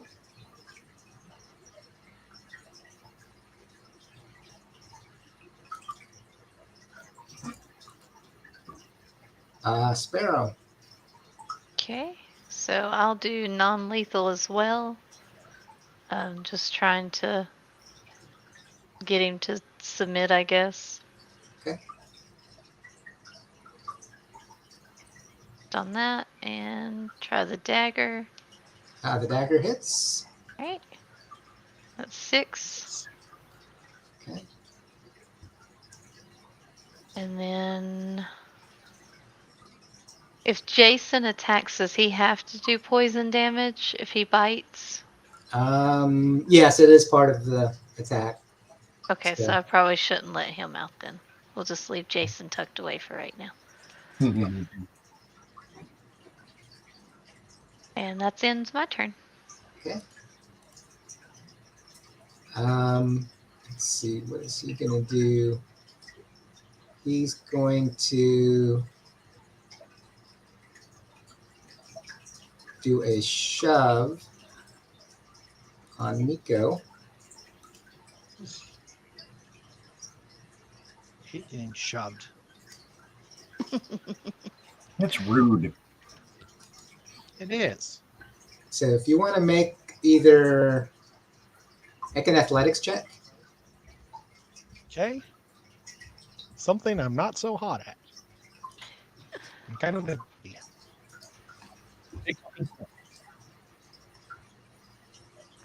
Let's see.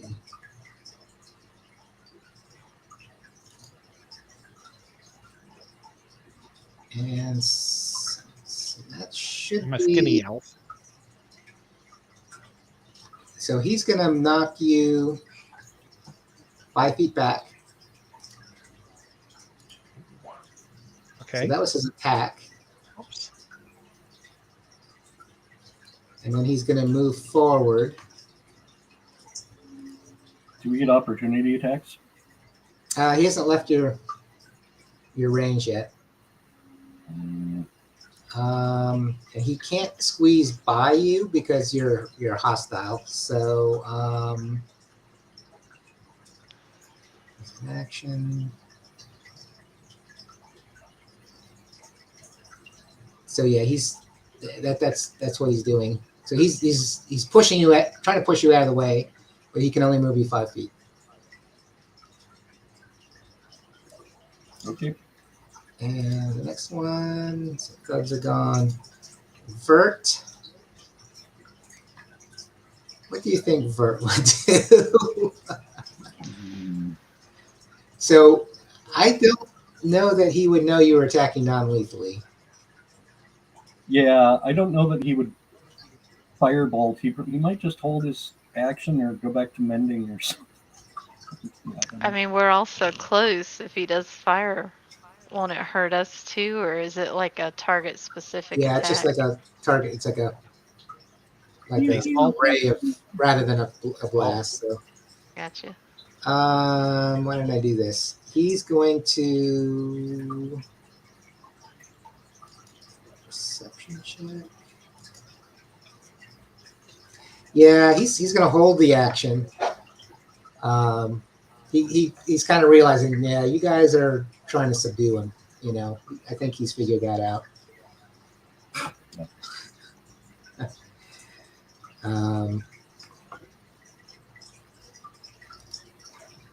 So that was Bert. We're back to Melis. Okay, I'm gonna try again to knock him out with a non-lethal Okay. roll. I'll- Chop his freaking feet off. Jerk. He knocked me down. Well, as a reminder, my character's name originally was just Nebreka, and now it's Melis Nebreker, but it's just kind of a slang for knee breaker because he's a dwarf, and so that's what he's going to do. I'm just going to use unarmed strike, and I'm going to try to take out his knees. Absolutely. Okay. Knee breaker. So unarmed strike or just the non-lethal? Well, I rolled unarmed, but it's non-lethal. But I'm trying to tackle him and subdue him, so it's a 15. Okay. So yeah, you'll definitely hit his knee. Nice. And I'll say that with that, you can at least get him to go prone. Cool. And I think that's all I've got. Let's see what the damage was. Oh, I didn't roll damage. Oh, if you can click it to get the damage. Oh. 11? Yeah. Oh, that was a battle axe. Hang on. Let me do the unarmed, which is just bludgeoning, which will be... Okay. Oh, So yeah, he's there.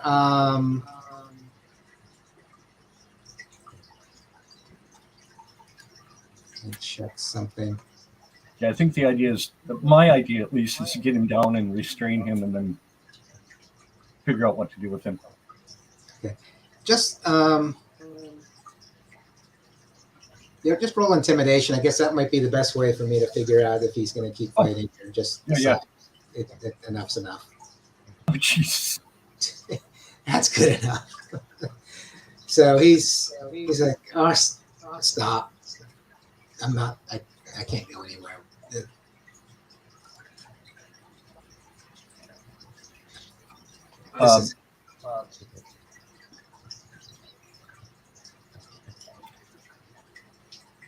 So the other guards aren't doing anything to intercede or interfere with us yet at this point, because I think what we want to do is tie him up and escort him out of there. Mm-hmm. Before we do that, I'd like to search the room to see if he left anything hidden in that room. Oh yeah, absolutely. We need to ask at least a little bit about what the heck, but I just want to make sure he's tied up and subdued before that. Okay. So with that, Shannara, who's kind of been observing what you guys are doing, comes over the body and says, truth.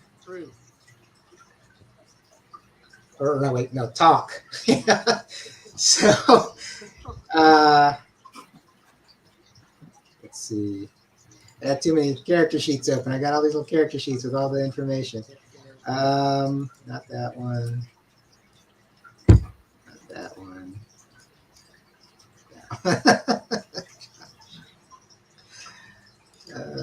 Is that command?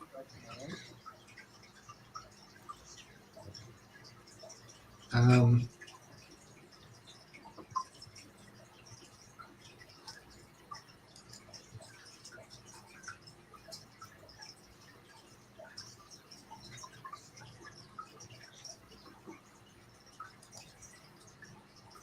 and it succeeds.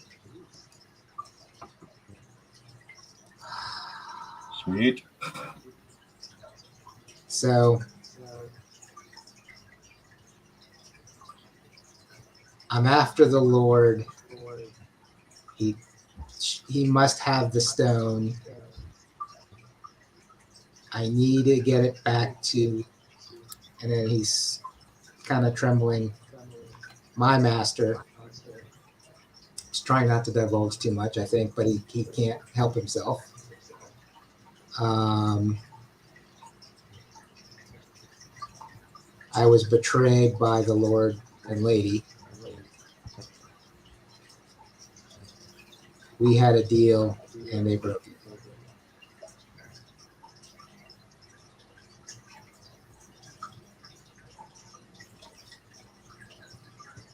Let me double check and see if there's anything else.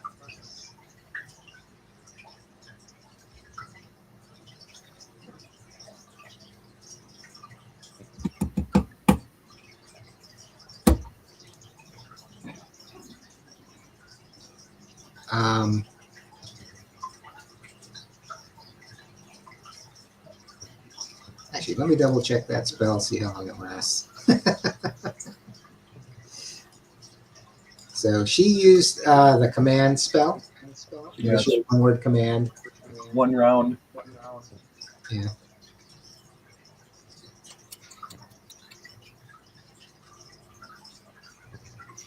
Okay.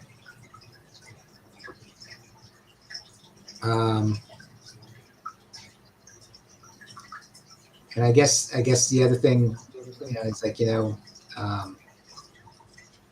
kind of mention in the beginning, like, we've been staying here, we've been working with them, they betrayed us, and now I believe he has the stone. I'm trying to get it to my master. And he's going to think, let me see what he would do. He's trying to avoid telling you too much, but there's not, he's got to say enough. So we'll do.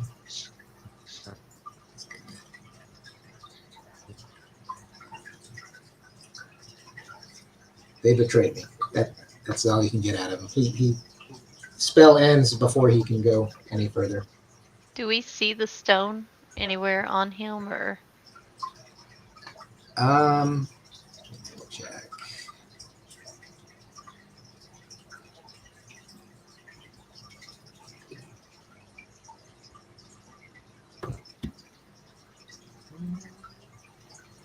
Just want to make sure I've got it right because there's several different ways.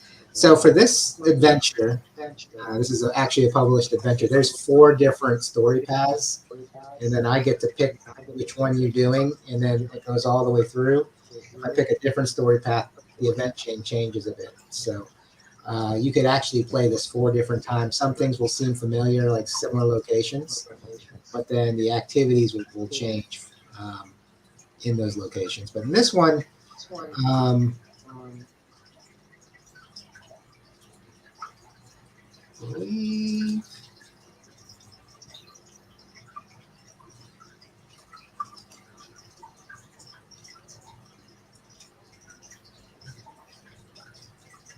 sorry, everyone, just catching up.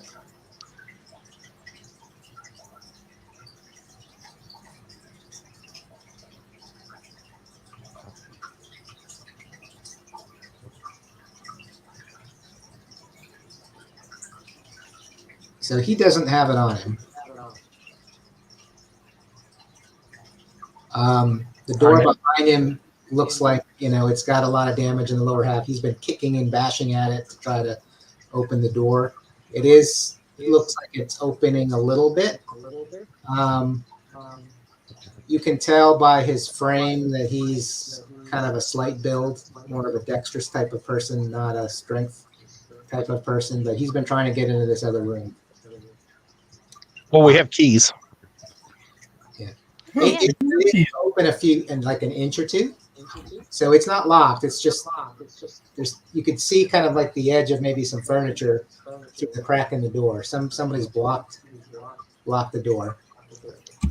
Oh, can I use my mage hand to move it? It's a little heavier than the mage hand can lift. You could use your dwarf to move it. Okay. I still searched that room to see if he left anything hidden there or anything in that room that he was in. Good idea. Yeah, make an investigation check. Okay.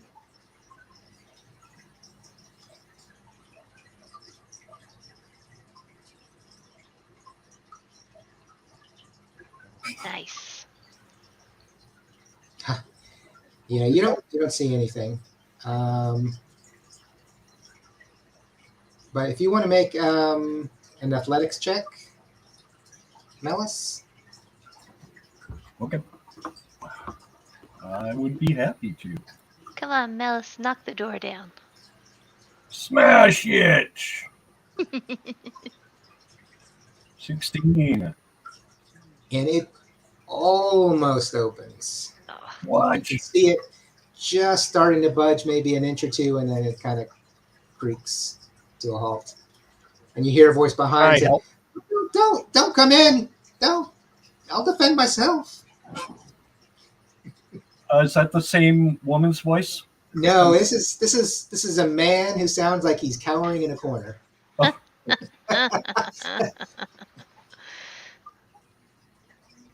I think I'll call out then. We have captured the intruder. It's safe now. You can let us in. Persuasion. Yep, sure.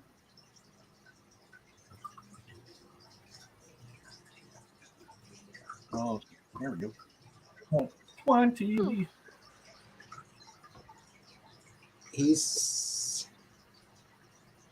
He'll kind of come to the door, kind of look out, and let me double check something. So he's peering around the corner at you. Too many windows.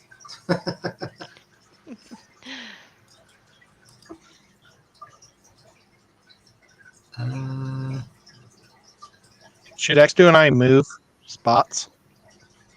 Oh yeah, you can swap out if you want. Yeah.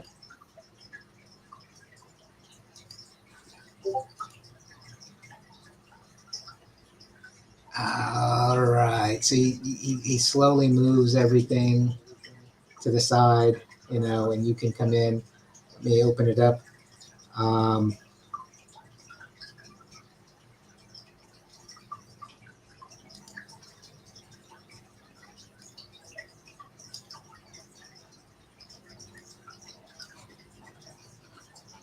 So let me slide the view a little more. This house has a lot of square footage that you don't realize it has. Yeah, this is just a noble token. I didn't have one for the characters, but actually, somewhere in the house you will have seen like portraits on the wall and things like that, paintings. And this,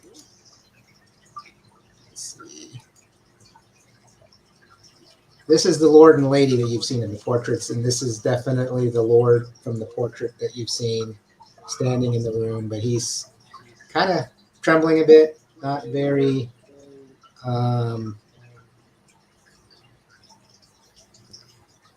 confident.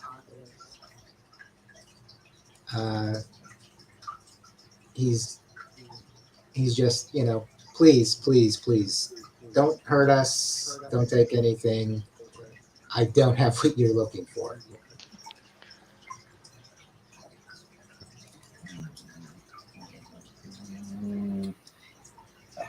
And as you walk in, so there is a bird cage in the back corner. Let me move the camera. Everybody can see. I'll zoom in a little bit too. So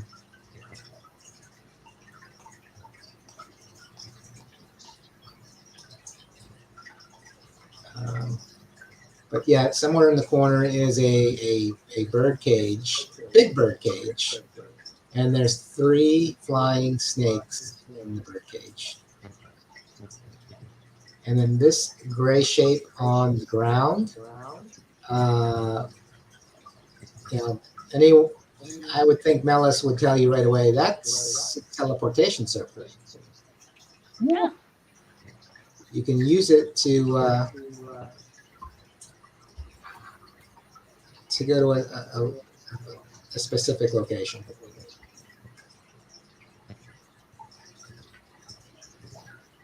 I'm curious to know where that goes. I'm not sure I want to find out right now. I'm curious why he has these snakes. Why do you have these snakes? I'm gonna go over to the snakes and I'm gonna name this one Skipper, this one Rico, and this one Whip. I love it.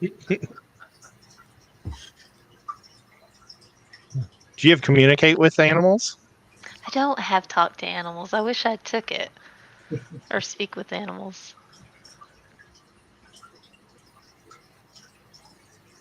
Does he have the stone? I'm just casually so talking to Melis. So if you want to get anything out of them, you can kind of take 2 approaches. You can, do the, you better tell us or else, the intimidation, or you can, say, well, we're just here to help or whatever. So if you want to try to coerce them into telling you what's going on here. I think because he's such a wuss, if you will, I'm gonna try to buddy up to him a little bit more than intimidate him and say, "Look, pal, look, we're here. We're trying to help out. We've been looking for this guy. We saw the actions that they did earlier today, and we're just here to help. We want to make sure that everybody's copacetic and everything's okay." And I rolled terribly on that, so Yeah, he's like, you know if it works or not. It was an 8. why do I need to worry about anything? If the watch comes, anybody else wants to try something different, If you try persuasion again, it'll be at disadvantage. So Well, he's kind of, there's something wrong with you guys. Okay, I'm gonna try intimidation. So I'm gonna signal Jason to come around my arm. Okay. And I'm gonna point at him. And I'm be like, "You're not telling us things we need to know. I want the stone, and I want to know what's going on with this portal." Okay. so good. So roll intimidation, and I'll let you do it at advantage. The flying snake has got him extremely concerned. More so than you would think. So the 20, with the 20, he's like, I had the stone. My wife made a deal with that darn nimble right we found to go take it. And we've been trying to get it ever since, and it does whatever it wants. I don't know where it is, but it just ran off as soon as the fighting got to the upstairs. The stone is an ancient creature that's been transformed into this artifact, and it knows the location of a hidden vault in Waterdeep with 500,000 dragons. And for those who remember, the dragon is the name of the gold coin. So there's 500,000 gold coins hidden somewhere. Based on our prior discussions, there's rumor that the former Open Lord of Waterdeep, Raynar Neverember's father, who's, you rescued Raynar earlier, had somehow, kind of pilfered some money or stashed some money away, and this is probably it. He kind of tells you, and while he's doing this, he kind of looks to make sure there's no one on the other side of the door, kind of cowardly, to me, like, looking out the door. And it says, we've been supporting the Black Network, which is the lingo for the Zentarim's criminal network. or criminal network here in Waterdeep, including a plot to kidnap Raynar and the plot to steal the stone from his father's gnome spy, Galakar. So he does say the spy is a gnome. And my wife just got really frustrated. Gave the necklace of fireballs to her pet Nimblewright. He doesn't like that Nimblewright. To retrieve the stone, and was careless enough to catch the Zents by the fireball. You're not going to bring this back to your master, are you? Because we've been loyal. I've been loyal this whole time. But she's the one who wanted to take the stone, not me. Don't blame me. So I'll smile at him and say, I have no further use for you, but I will take this cage of snakes. So it's probably a little heavy, but I'm sure Melis could probably help you. Or we'll move the snakes. Easy enough. I said, what are you going to do now? Do we want to see where this teleport thing goes? What's that? When did the portal Nimblewright work? leave? Oh, good question. And did it go through the portal? So it so by the fact that the signal was diminishing, that it didn't go through the portal. Okay. Does your wife have control over the Nimblewright? So yeah, so it's safe to say that nobody controls the Nimblewright. They've kind of got their own quirky way of doing things, and this one's a little quirkier than others because it was created by another Nimblewright. The creatures are not really that intelligent. They have some traits that have been kind of imbued in them, but to have those imbued by someone who doesn't know kind of all of the rules of the world and all of the social graces, all of the etiquette, the laws.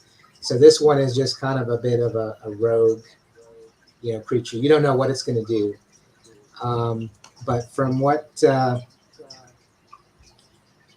Lord Growlin has told you, his wife was kind of coercing that Nimblewright to do things, and the Nimblewright didn't really follow orders very well. The fireball, in fact, caught all of the Zents that were chasing the gnome in the blast, which was not something that was intended. It just did not know.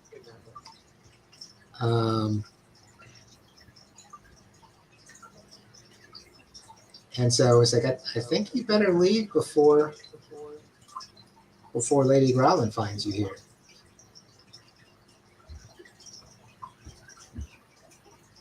Where does this portal go? Are you using intimidation or? Yeah. Yeah. Let me get back.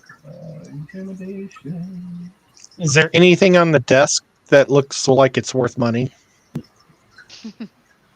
Like anything made of crystal or anything? It looks like it's just his private desk. You probably just some papers. And that, Melis, that's just enough for him to say,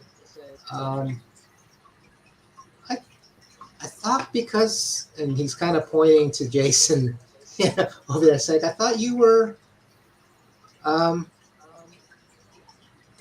Lord of, who, or the wizard who manages the Zents. This is how we go back and forth. And at that, he's like, kind of folds his hands, and he's like thinking a bit.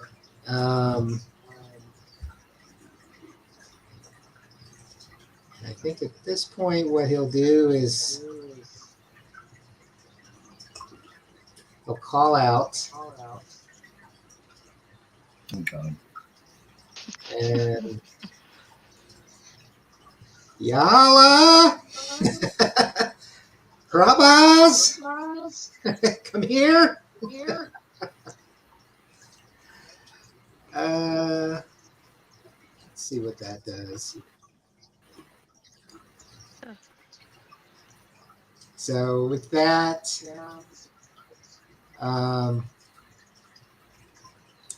you don't hear anything. Guards? Quick, knee breaker, knock him out.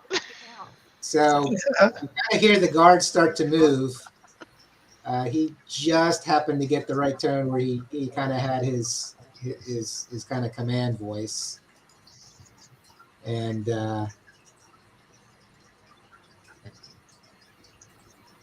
they all come in. Dang it. Are they attacking? No, they're going to come here, and it's like, make sure these people leave the room. Oh. They need to get out of here. I'm going to drag my foot through the portal chalk as I leave. Nice. Very nice.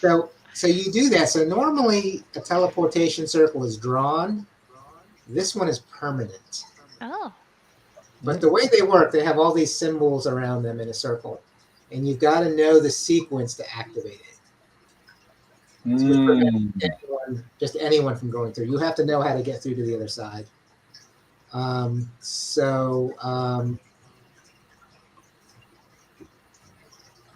should we take him out, or should we try to go talk to the lady with sword skills? It's a good question. I mean, we're after the stone, and the Nimble has the stone, and the Nimble's not here, so I don't know that we need to. I mean, I'm certainly happy to knock all these people out or kill them and read some all that, but I don't think we need to do anything of that. I think we can take the dude that we captured if we can leave with him. Mm-hmm. Yeah, he could turn on them, and if we turn him into the city guard or the Gray Force, maybe one of them can handle these two. Yeah. I mean, we can As I walk by these guys, can I search the dead bodies quick to see if they have any papers or coin bags? Sure. Let's see. Any jewelry that represents their clan? About 15 gold pieces total. Nice. No papers that you could tell. You'll see the occasional tattoo of the flying snake on like a forearm or the side of their neck. But that's all. And I'm gonna just to see. So should I help with the snakes, or are we having to leave the snakes now? Yeah. While you were in there, I mean, they were kind of hovering out. Bert's gonna kind of peek his head to the door to kind of see. Nice. And he's a bit startled.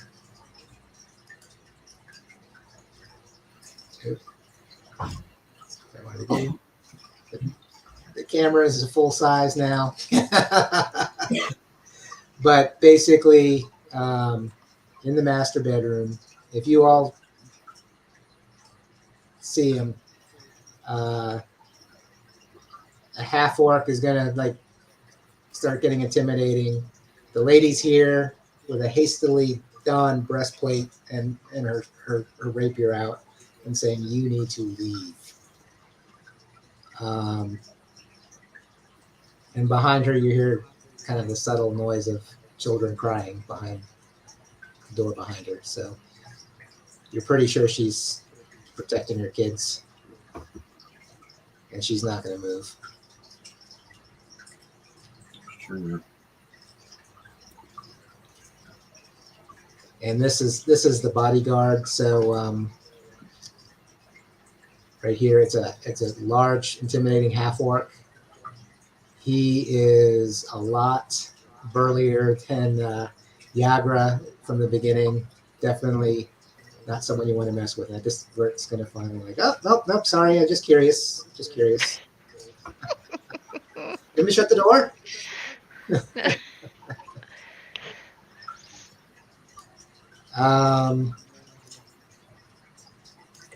And at that, if are you going to do anything else in the area? The guards are following behind you, by the way. Yeah, I think if they're going to let us leave with the prisoner, I think we can leave and come back later if we need to.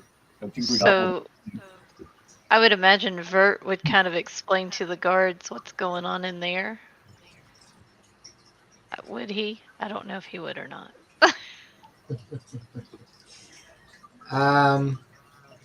At that, who? Let's see. I guess it's Melis and is it Vert who are in the Force Gray? Yeah. You hear the voice of the Blackstaff. I heard there's a disturbance. Sounds like you might be involved. The city watch is on its way. I can't do much if you're caught. Okay, let's get the hell out of here. We'll roll. And I think we can just follow our steps back down through the kitchen and out into the alley and then try to sneak away. what's that? Oh, go through the kitchen? Yeah, just where we already came from, where we know. Yeah. So if you backtrack, you'll definitely get out. Our prisoner, he's tied up, correct? Along the way, he yeah. So you're going to be able to get him out. Okay.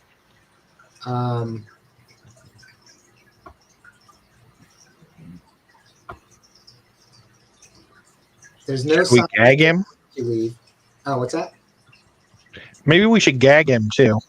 Yeah, Since it's nighttime, we don't want him to disturb people while they're sleeping. it's a good idea. No idea where I am. I don't know where you are either. I followed you. You can go back the other way. Okay. Well, we're on a different screen. There you go. Chris has to put us on a new map. Oh, So- okay. Okay. What I'm going to do is I'm going to actually go back to the. So where are you going to go when you leave? Since the coast is clear as you go out. Yeah. I guess we'll go out the front door, right? Or- Well, you're going out the back. If you want to go out the front, you could do that too. But you haven't. Wherever we came in, which I Yeah. think is the back or the side or whatever, and then just kind of catty corner through alleys back towards. I don't know if we're going to Blackstaff with this guy or if we're taking him back to our place. I'm not sure. I say we dump him on either Gray Force or the town city guard, whichever one you think would be best. Did we get all the information we want out of him?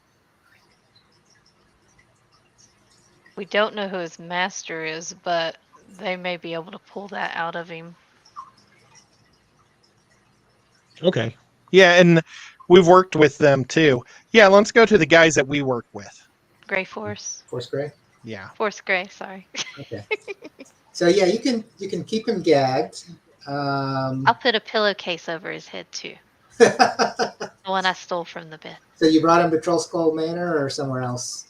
I don't know if there is anywhere else you know of, but Where did we meet the Force Gray people? so they are far enough away.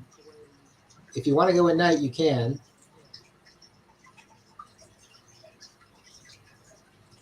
But it is kind of late. I feel like keeping him at our place would be risky. Okay. So you can try to make it up there. If you are going up there, it's not a difficult. It's not through a path that's going to cause problems. You're not going to, it, you might get some stairs that. Actually, let me try. Roll something. Okay, so basically, you go through. Nobody tries to stop you. Especially if you have Melis with you, it's like, okay, definitely something I don't want to get involved in, because he's got plate. You guys are moving quickly towards the Blackstaff. Everyone can kind of figure out what's going on. When you get there, so the Blackstaff's like, oh, you caught a Zent. And we can take it from here if you want to leave him. I suspect you pulled him out of Growlin Villa, and from what I've been told through my network, they couldn't find him, and that the Zents had attacked the villa.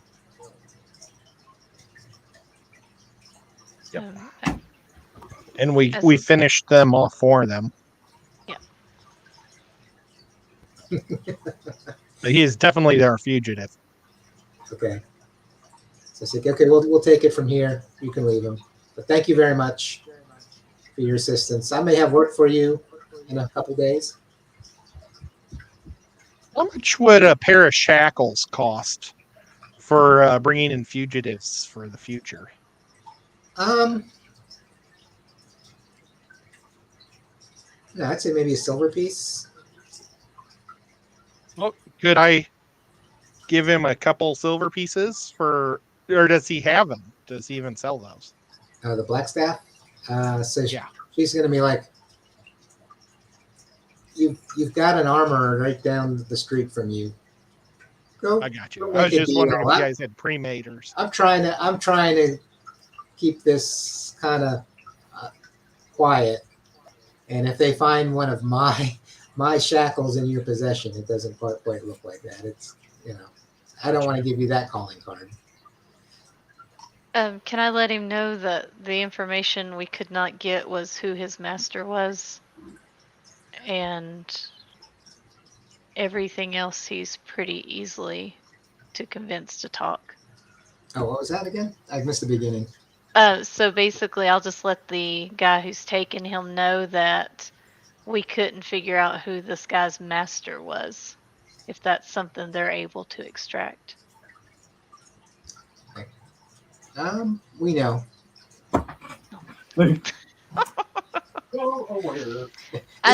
This is our I don't job. like y'all's club. Yeah, you're not in that club. Right? I'm not in this club.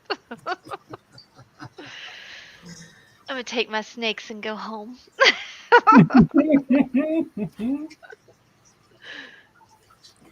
So there is a kind of a chain of events, but if you go back, so I'm assuming you go back to the manor for the night. Yep. But my morning,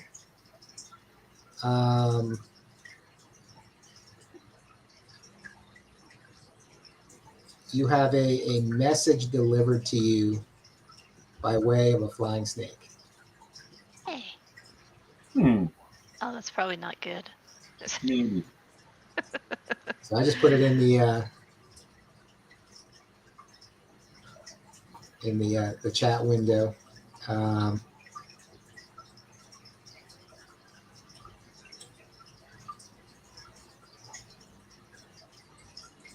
Someone named Istrid Horn has asked to meet you. Huh. Does that name ring a bell to Melis? Don't know. Since he's been in and out of this city? Double check really quick. If you would know. Sure, I would know. Of course, I would know. I know everything.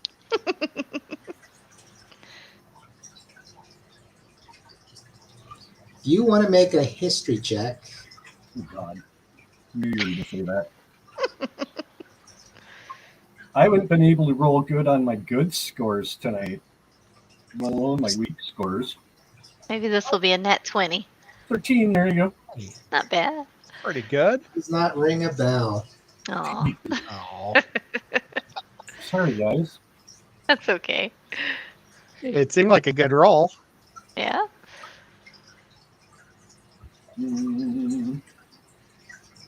Well, okay, do we know where... So if we don't know this person, do we at least know where the City of the Dead is? One of the areas of Waterdeep, right? Yeah. The cemetery. Do I know anything about the statue? Otherwise, I'm sure we can ask somebody and we can go find it. Yeah. If you get closer, It has you, JD. if you're going. Oh, JB? Yeah, we can go find Yeah. JD. You probably know. Okay. So And you, then I'm also going to report that this family is one of the dirty families he's talking about yeah. to him. So And if I'll you, get, yeah. oh, sorry.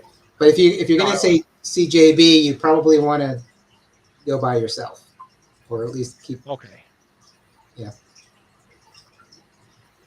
Well, do you guys want me to do that to find it, or we can do it some other way? I think that's probably the most efficient way if you're okay with going by yourself. Can we follow Sure. him until we know he's in a safe place and then let him do the talking alone? Well, it's just over down near the other bar, right? Okay. Yeah, he's real close. I Yeah, could I think also write him a note and give it to my crow to fly it to him. yeah, either way, Oh, I yeah. think it's worth going and talking to that guy just real briefly, just to let him Okay. know what's going on.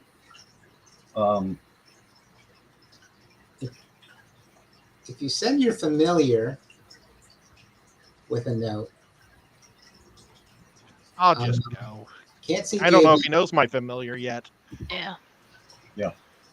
but yeah, your familiar doesn't see JB around anywhere near the place. Is he going to the house? I guess he'll just fly about to see if he sees JB before I waste my time to walk down there. And Okay. if he sees him, then I'll walk down there. Yeah, so it doesn't see him around on the street.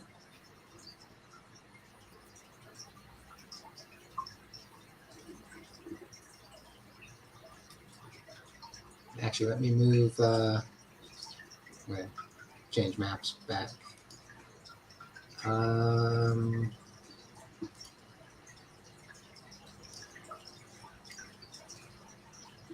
Back to Troll Skull Alley. I love Home Sweet Home. Right? So this is the area right here where JB said he lived.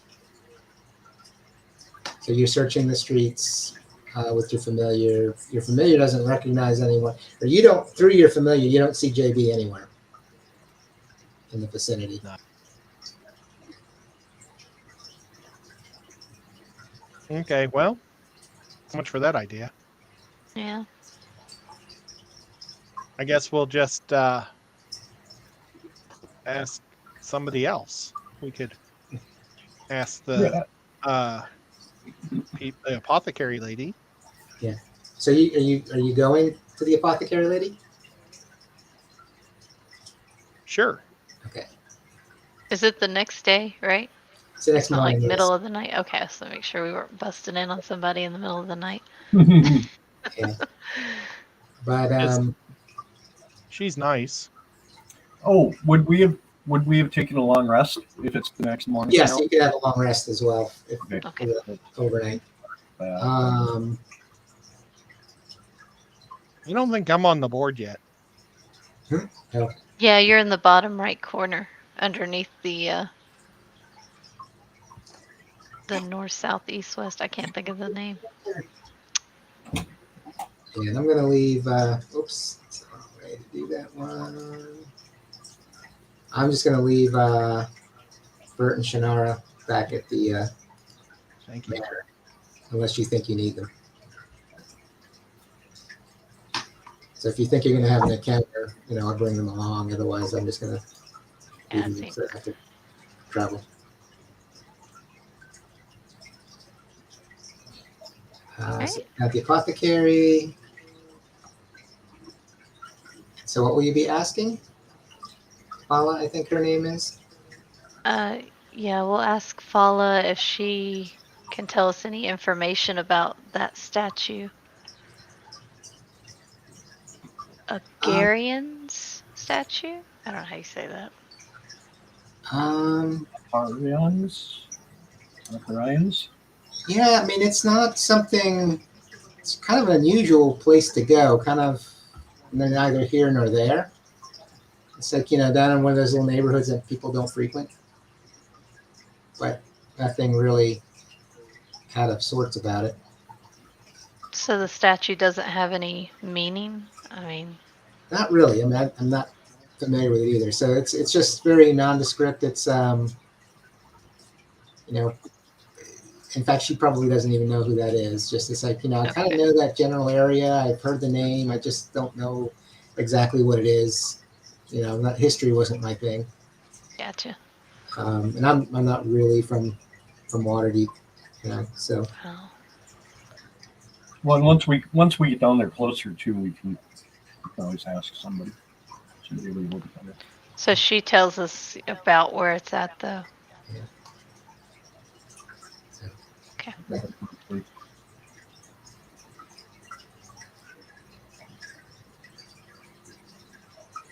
Can I run over to the Steam and Steel and order a set of shackles quick? Sure. Just since that way they can be working on that while we're gone. Okay, so you're going to Steam and Steel. Let me check. Yeah, I'm going to have to make that, but nightfall, before end of day, or before I close shop today, I should have it ready. Holy cow, that's super fast. Yeah. How much will it be? I just want to make sure I have enough. 2 silver pieces, that should be enough. It's quick work. Awesome. Couple loops, that's it. I'm going to give them 5 anyway, just for being so nice. Okay. Are you going to pay them up front then? The full amount? Okay. Oh, thank you. Very neighborly. Well, yeah. How about lunch? I'll have it done by lunch. Oh, wow. Awesome. So I assume high sun means noon, correct? Yeah. Okay. So we should probably get going that way, maybe? Yep. Oh, you know what? Can I ask them for a request while I do it? I should have said it before I asked the price. But can they make it so it doesn't make a lot of rattle? Yeah. So they're quiet, stealthy. Yeah. And I mean, if that costs more, I'll pay more. And so you get the impression looking around these. I mean, one is they're elemental beings or descended from elemental beings. So the Nasi, especially the fire. I mean, and they run the forge. Is like you're going to get something that's very well made, well crafted. So yeah, it's not going to squeak. Awesome. Thank you so much. To take care of. Cool. I work by stealth. Yes, you do. Yeah, so I think, sometime mid-morning we can start heading down towards that section of the city of the dead. Okay. And I'm going to leave the 3 snakes that we brought back. I'm just going to let them go in my room and shut the door and put a sign that says do not open. Okay. Awesome. We'll figure out how to train them later on. Give them food and water. I'm So going to we go should hide be the good to go. keys to that manor that we were just at. I have their Oh, you keys, took the so I'm going to keys. go hide it Oh, under one of the Smart. wine barrels. Okay. wonderful. So here, I put a description of the statue. So it's a well-known landmark in the Parkland Cemetery. It's a tall marble sculpture of a bearded robed wizard standing atop, some steps. He's got a nice smile on his face. And at the foot of the statue is a female dwarf clad in plate armor.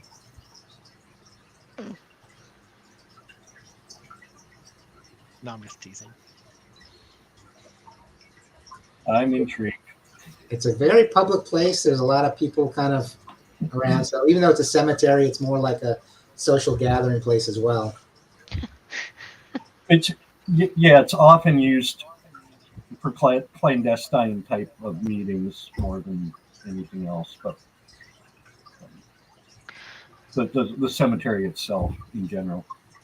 Looking at the statues, does it just look like they're two independent statues, or does it kind of look like the dwarf might be guarding the Oh no, so the wizard? dwarf. Yeah, that's the person. She's real. For you. Oh, she's real. Dwarf I'm sorry. I thought it was a statue. I did too. I That would have been really bad if I went, ugh, Yeah, a real dwarf woman. So she definitely wanted a very public place to meet. There's crowds of people. So I'll walk up to her in front of everyone else and just say, "Hail and well met. I'm assuming you're Istrid."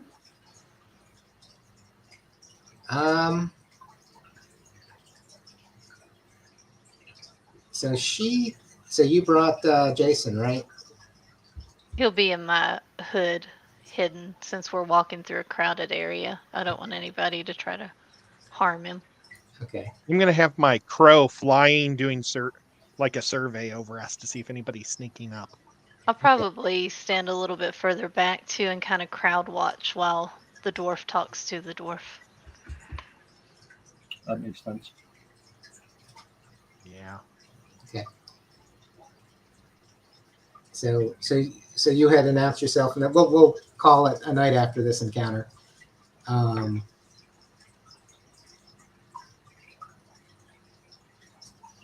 Yeah, I think we want to find out what she wants I and what she's going to pay us. do you know who I am? No. And thank you for meeting me, by the way. And she hands you a small coin purse. And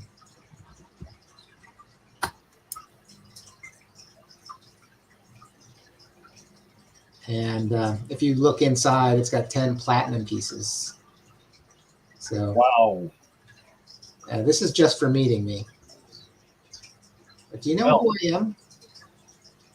No, but I'm certainly interested in getting to know you and helping you with whatever you've got going on, if this is the way you're going to pay.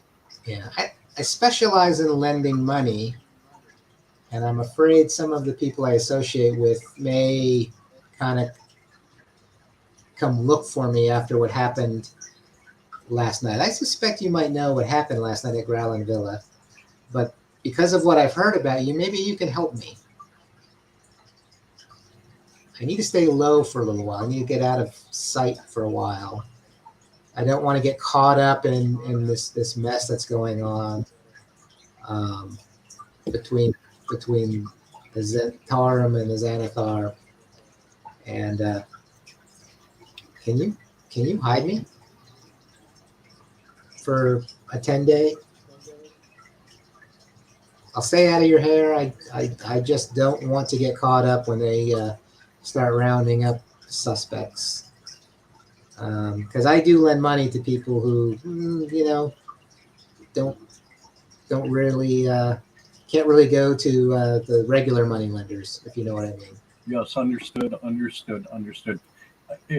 Give me just a moment, if you will, to confer with my colleagues, but I'm sure we can help you out. So I'm just going to go back, since everybody else is kind of hanging back, just let them know, hey, this gal needs our help. She wants us to hide her for a while. Does anybody have like a extra hat or disguise kit or anything that we can throw on her and get her. Assuming you guys agree, she did give us a ton of money just now, just to come talk to her. So she's might be a good person to be able to help out. So I say we do it. Cool. She's in need of help. I have a blanket we could throw over her, like a cloak, maybe. Yeah. Hide her armor. See, y'all made fun of me for this blanket pillow thing, but it's working out really well. I Did didn't you make take on a fun. trip?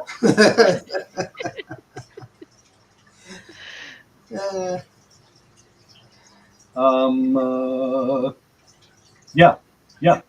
So with that said, I'll go back to her and say, yes, here we can help disguise you a little bit and then get you back to our dwelling. Otherwise, we could try to find you a caravan out of town. I can take care of my own disguise. Don't worry. I'll come with you. Actually, I'll come by in about an hour. And I'll give you 40 more coins at the end of the 10-day for keeping me hidden. Okay, you know where we're at. So she'll come by. If you want, you can pick up the shackles on the way back because it's past noon. She kind of comes by the door. Looks like she's looking to like maybe a potential buyer for the place. But when she comes, it's like, oh great, where should I stay? And I think you have spare rooms, by the way. So yes, we do. I'm sure that we do. So we can let her set up wherever she wants, really. Did anyone take the attic? No, that's what I was just thinking. The attic too. Yeah. I thought. Or did I take that? I don't know. I don't remember. I'm looking for the map right now. So I should have put some labels on it.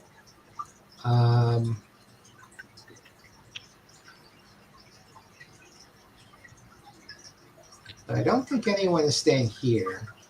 Oh wait, there's a spare room right here. Yeah. But you got plenty of room. You do have an attic.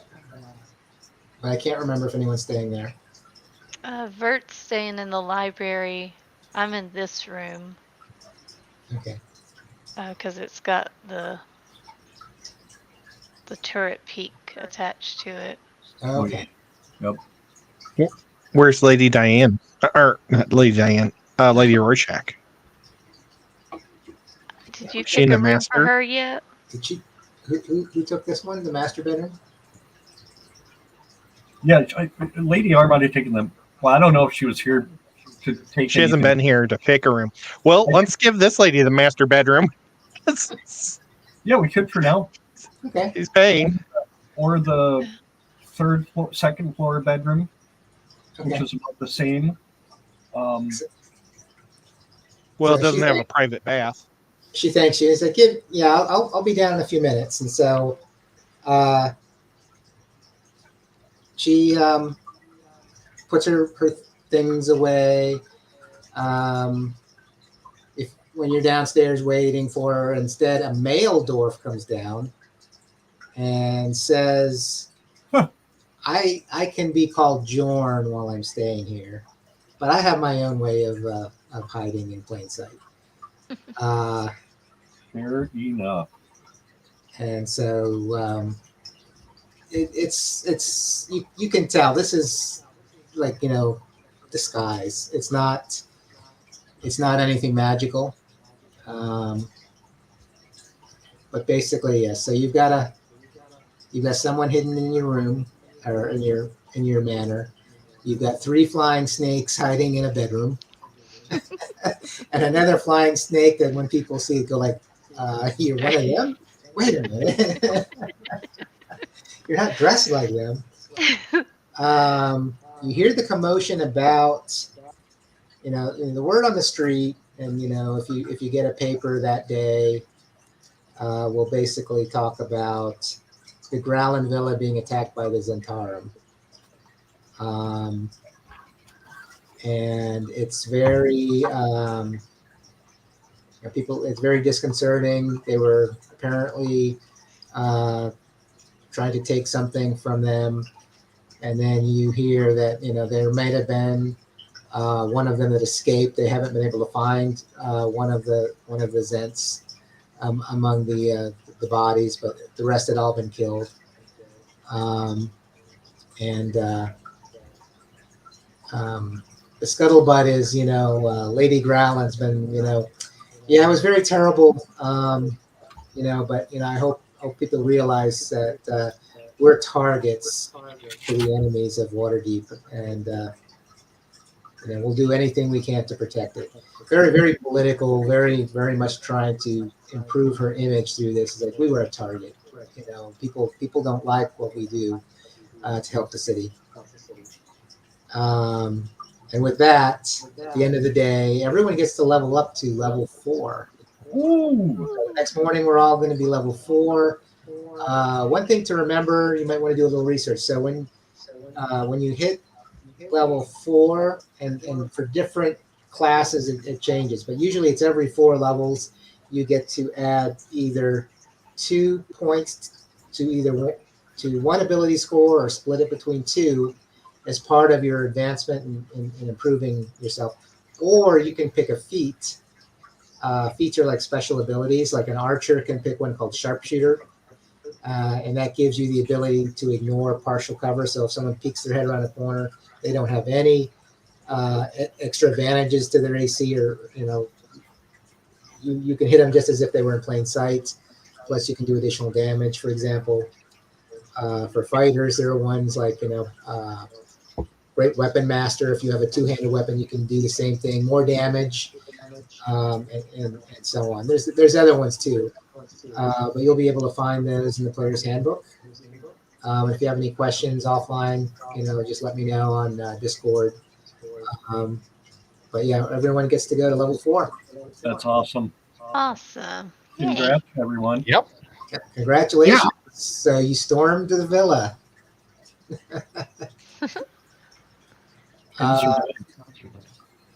And sometime while all this is happening, it's like, I kind of did it, or no, Shannara is going to say, something didn't feel right. And I checked. Those people were evil.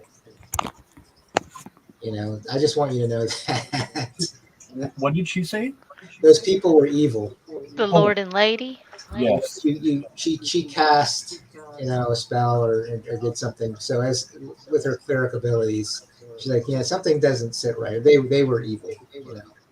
I think there's probably a pretty good chance that we're going to run into them again and deal with them eventually down the line, because I agree. And so for anyone who's watching and maybe hasn't seen everything, for those of you who are catching the replay, so we're in the city of Waterdeep. If you've seen the movie, it's in the same continent, you might hear some of the same information about people, like the Emerald Enclave and things like that. But it's a different city. There are 2 warring criminal factions that the body count is increasing now. And there have been rumors throughout that there's a hidden stash of gold somewhere. And now you've gotten confirmation from someone who has also been looking for it, that there are 500,000 gold coins hidden somewhere in the city. And the Stone of Galore is a secret to finding out where it is. So with that, at level 4, we'll be back next week to continue the adventure. Awesome. Thank you, everyone, for watching. Thanks, everyone. Thanks everyone. See you guys later. Bye. Bye.